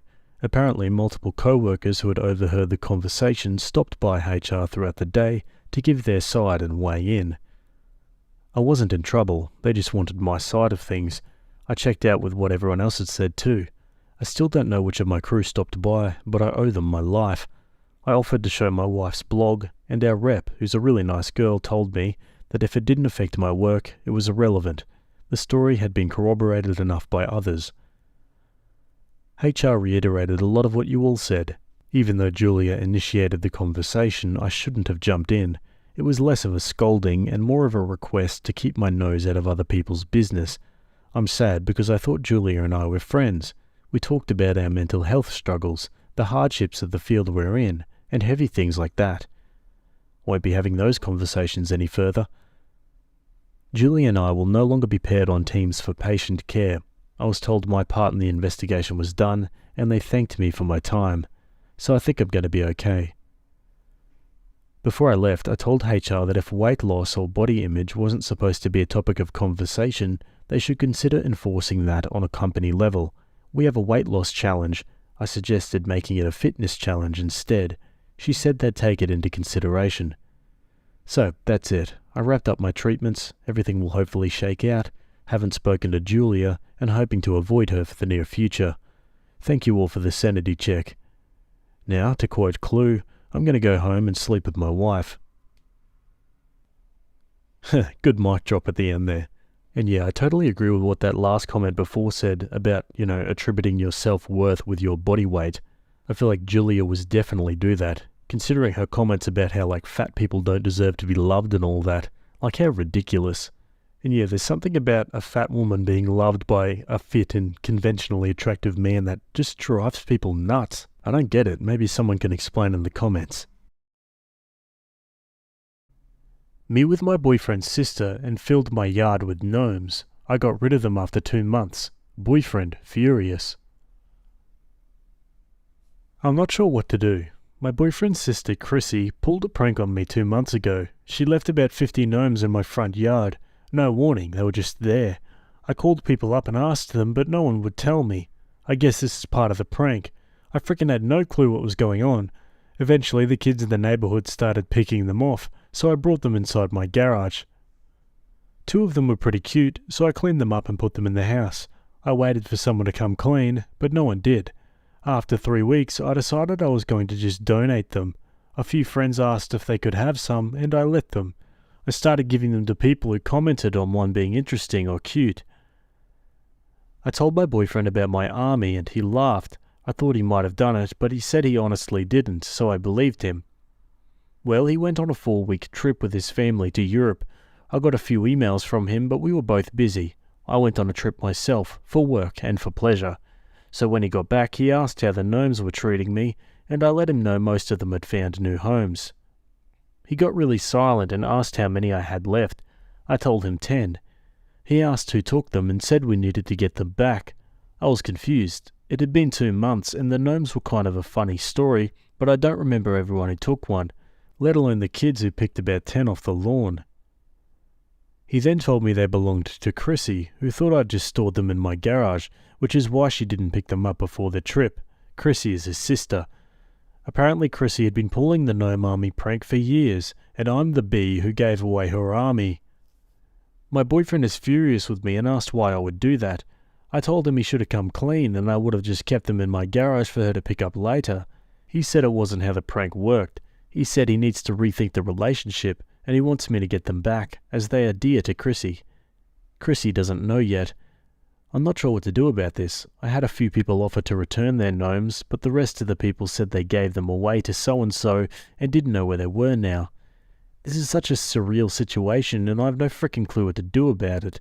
I don't see how I was wrong, but I feel bad. So, what can I do? Yeah, obviously not OP's fault. You can't expect someone to just accept your prank and hold all their gnomes for them before they own up to it. As far as what to do, I don't know. Let's see what the comments think. They have no reason to try to hold you accountable for not following the unreasonable rules of a game you didn't know about. Give back the gnomes you have, but don't feel like you have to acquiesce and go out of your way to try to recover the gnomes that are lost. That's none of your business. They've left a bunch of stuff on somebody else's property unannounced and unidentified, and you shouldn't be blamed for cleaning up your property.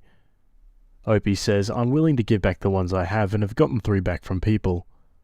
Another comment says, please show them this thread so they can realize how frickin' stupid everyone thinks it is to play a prank on someone, abandon the materials used for the prank for 2 months without owning up that they had done it, and requesting the gnomes back, and then getting angry when the gnomes, which had been abandoned for 2 months, are disposed of. Frickin' stupid. This is one of the most ludicrous things I've read on this sub. You weren't wrong because you asked around to see who the gnomes belonged to before giving them away. It's their own fault for doing a stupid prank like that, then leaving you in the dark for months. Had they left the gnomes on your lawn one night, then collected them after you saw them, the prank could have been really cute and funny. If your boyfriend leaves you or holds this over your head, good riddance. Opie replies, I just don't know what would make him think I would keep them. I'm one of the neatest people I know. I don't keep junk around. I have a few things that I kept out of sentiment, but if I don't need it, I don't keep it. Okay, on to an update.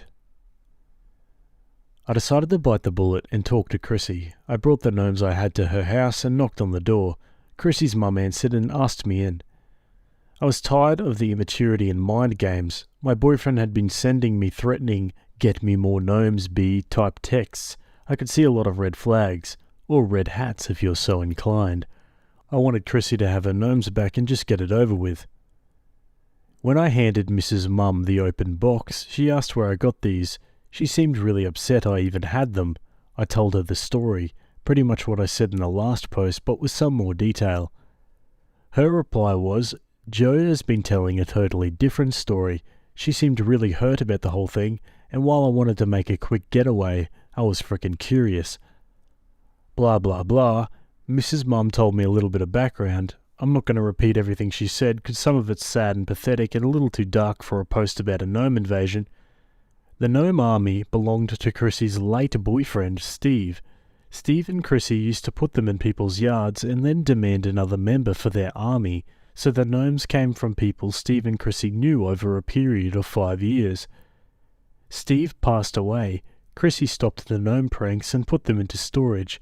She's not pulled the prank in almost 2 years now, but freaks out if someone mentions getting rid of the gnomes or even moving the box. I felt like an a-hole, but Mrs. Mum thanked me for bringing some of them back. She did say the annoying line, you should have kept them even if you didn't know who they belonged to. She did say she was going to replace the gnomes in the box with other ones and hoped Chrissy didn't notice. Not sure this is a smart idea. She said she wanted to believe me, but that this is likely the last time she would want me in her house. Gee, thanks. I said that was fine. I had no intention of staying in a family who pulled weird pranks, then blamed the victims. One bridge burned. I mean, I understand she's likely upset because Chrissy apparently doesn't handle any mention of Steve well. She's likely going to be upset and never speak to the person at fault again, which is likely me. How I got them out of a storage unit 3 hours away, or the mystery will likely haunt their family for years. As for my now ex-boyfriend, I went to his house and asked him why he pulled the prank. His answer was stupid and telling, I don't know. He would answer me and then he wouldn't tell me what was going on. He just said he wanted to do something cute, then it got out of hand, and he thought I would keep them. Something about having his own little secret made him happy. I got my things from his room and left. I told him that our mutual friend Jake would bring his stuff by at a later time. Jake agreed to this and said Joe's story was BS. I guess Joe told people I got the gnomes out of the storage unit and put them in the yard to get attention. That totally makes sense. I guess it was spiteful to do, but I did send Chrissy a message on Facebook. Chrissy, I don't think we'll be friends after this. I know you want to believe your brother, but I did not take your gnomes. I did not know why they were in my yard or even that you had them. Please understand I would never aim to hurt, steal, or take from you. Your brother admitted to putting them in my yard, though I have no idea why he did it. I got an okay back and then she blocked me. I blocked Joe and his family. I'm not sure what to do now, but it has been a really interesting few weeks for sure. Yeah, interesting few weeks, alright. Who knew that this funny gnome prank would lead to the downfall of this relationship? Well, yeah, the boyfriend's stupid. I mean, the prank only works if it lasts about a day, at most. And surely if he understands the true importance of these gnomes, he wouldn't have left it in someone's yard for months. Yeah, he doesn't seem very bright. Anyway, give me your thoughts about that one, and we'll move to our next story. Okay, well, on the True Off My Chest subreddit, this one was written by user Big Mouth Bad Karma, and it's titled, "My boyfriend doesn't know I'll break up with him after his residency exam." We've been together 3 years. Only in the last year his alcoholism started to show. He is a mean drunk, so every time after he goes out to drink, he arrives home only to scream at me. He also got into drugs, so the arriving home is around 10 a.m. after not hearing from him for half a day. The shouting finally became name-calling. After giving him an ultimatum about his lifestyle choices and how they affect me, I was promised everything will change. No more nights turned into mornings turned into evenings, no more leaving me to go home alone, no more shouting, no more drugs, no more secrets as where he is or with whom. But he doesn't know I know he lied every weekend when he told me he's in bed sleeping. He doesn't know I know every girl he gave his Insta to, that I know he begged his friends to lie to me.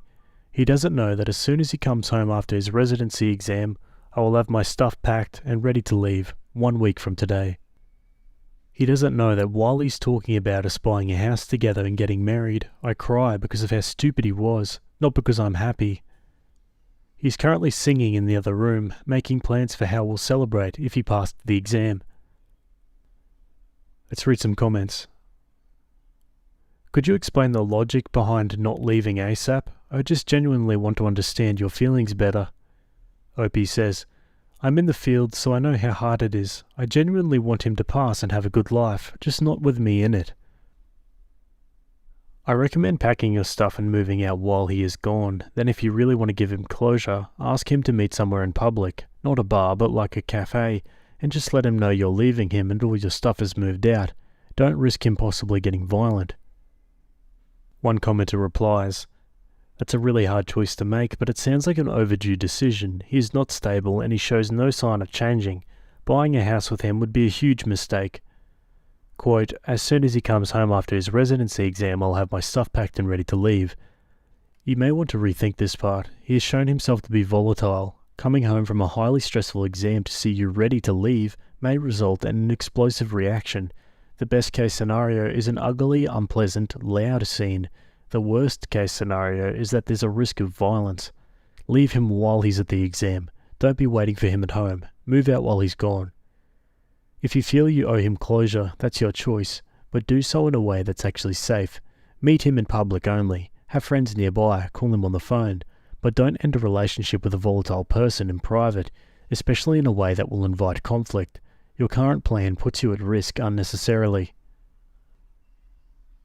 Okay, now for an update. I did break up with him. Thank you all for liking and commenting. I did read each and every comment of yours and it was a relief going through this week. A few clarifications that may have sparked confusion.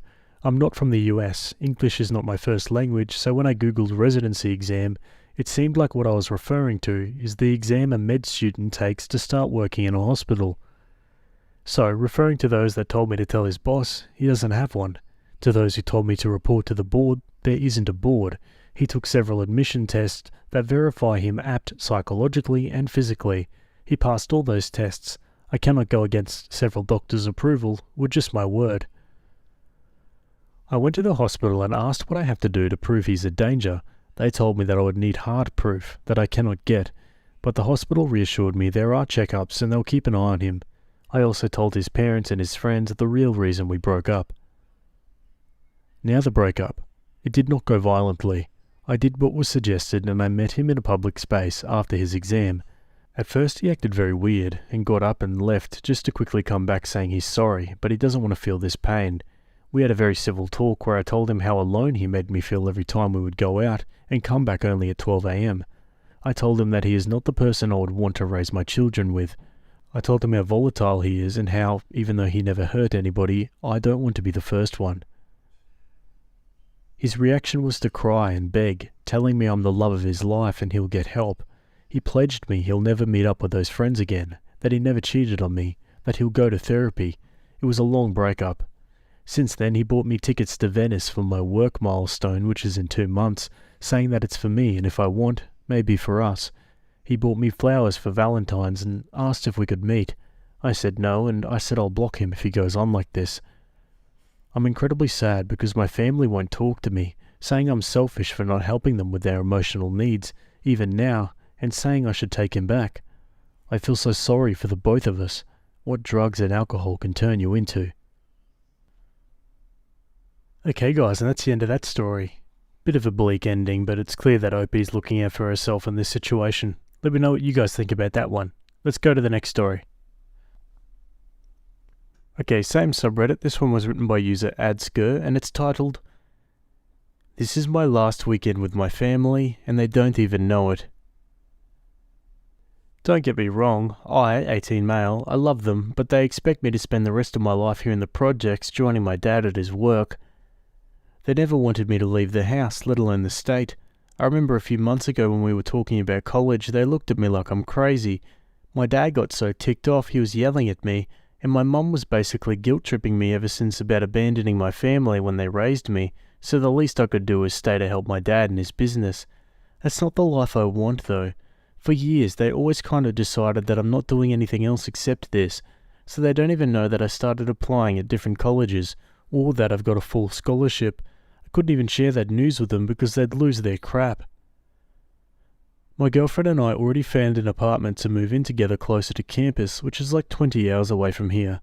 Our summer classes start in over a week, so we decided this is going to be our last weekend here, so we can have time to move. I'm not taking a lot with me except my clothes and important papers. She told me I should tell them since we're already leaving anyways, but I don't have the heart to do it. To be honest, I don't want today and tomorrow to be fighting or them being sad and mad with me. I want our last weekend to be normal before I gotta leave. I just hope they can accept my choice in the future. Let's go to the comments. You'll piss a lot of people off in your life in the pursuit of what is best for you. If they love you, they'll respect what you're doing. It might not be now, but in the future.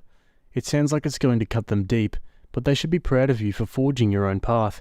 Congratulations on university. OP, call your local police station non-emergency line and let them know that you're leaving under your own will. That way you already have it on record if they put in a missing persons report. It's very brave of you to put your education and hopes for a better life first, despite the pressure. I would personally tell them right before leaving, unless you think they would try to stop you. If that is the case, I would tell them before classes start, so that if there is any drama, you can deal with it and clear your head before starting. An extra and unsolicited piece of advice, give it your best if you don't want to go back home once you finish. Make your grades a priority, get to know your professors, and remember you have weekend evenings and an entire life ahead to party. Opie replies, I don't know if they'll try to stop me. It would make leaving harder because it'll hurt very much. Probably makes me seem like a coward, but I'd rather not see their faces when they find out I left for college. My plan was once my girlfriend and I were on the road, either I'd leave them a letter or send a text about it. Thanks for the advice. My focus has always been school. I love that me and my girl are good influences on each other because we both push each other to study, but also take a break when we get burned out. Congratulations. Imagine desperately trying to keep your kid in poverty. So sad. Work your ass off and you'll be successful. I'm extremely proud of you. Opie says, thank you. It sucks that I couldn't even share the most exciting news of my life with them. My girlfriend's parents took us out to eat to celebrate us both getting accepted with scholarships. I legit cried when they told me they were proud of me, because it made me wish that it was my parents saying it even more. Okay, on to an update. So I added in my last post that my girlfriend and I were on the road already, but that I'll say more later. Here it is. The whole thing went as hard as I expected it. I mentioned in another comment my parents thought all we were doing was going on a camping trip with my girlfriend's family for a few days. When I hugged them to say bye, they thought this was still a camping trip. Like an hour-ish in, I FaceTimed with them to say the truth. We pulled over so I could talk to them outside the car. My dad was yelling, my mum was crying. He couldn't believe he raised me to be this selfish with them. All my mum could say was she can't even look at me right now, since I basically picked school over my family. It broke my heart, to be honest, but it made me glad we didn't have this talk in person because it would have hurt a million times worse. Trying to tell them I'm not abandoning them and I want them to be part of this journey with me didn't work. Nothing I said worked at all. My mum completely left the conversation, so it was only my dad. All he had left to say though was I better not expect help from them ever in the future because help is for family, and I've shown them I'm not family anymore. He hung up on me. They haven't sent any other messages since yesterday. My girlfriend was the best supporter here. I cried it out and she was hugging me the whole time until we got back on the road again. Right now I feel like the movie Tangled, going through different stages between happy and guilty. I'm trying not to focus too much on my family, just to be excited for the future. We're taking the scenic route going up the Pacific Coast Highway. Last night we made it to Santa Barbara to spend the night. We took a detour to the beach this morning and we're on our way now to this little place called Solvang to look around for a bit. It's been fun so far. We want to make it a memorable experience, so we're going to be making a few more stops along the way to just look at everything. We'll probably be making it in 2 or 3 days, but we still have time to settle in before our classes start. Still sad, obviously, but we're still enjoying the drive together. I really appreciated everyone's support here. I didn't respond to everyone, but I've read almost all of your comments during the drive. You guys are so sweet. Thank you for showing your support because this really was the hardest thing I had to do. Okie dokie, and that's the end of that story. Yeah, honestly, I don't think Opie's being selfish at all. In fact, if anything, the parents are the ones being selfish. Like, they're the ones that want to trap their child into the projects and, like that comment said, just repeat this cycle of poverty. Like, good on Opie for getting out there and really valuing his education and having a good go at it, you know? Maybe there was a better way to do it, but I don't know. What do you guys think? Let me know in the comments. Anyway, that's it from me today. Hope you guys enjoyed those stories. Thanks for making it to the end, and I'll see you all in the next video. Have a good day. Cheers.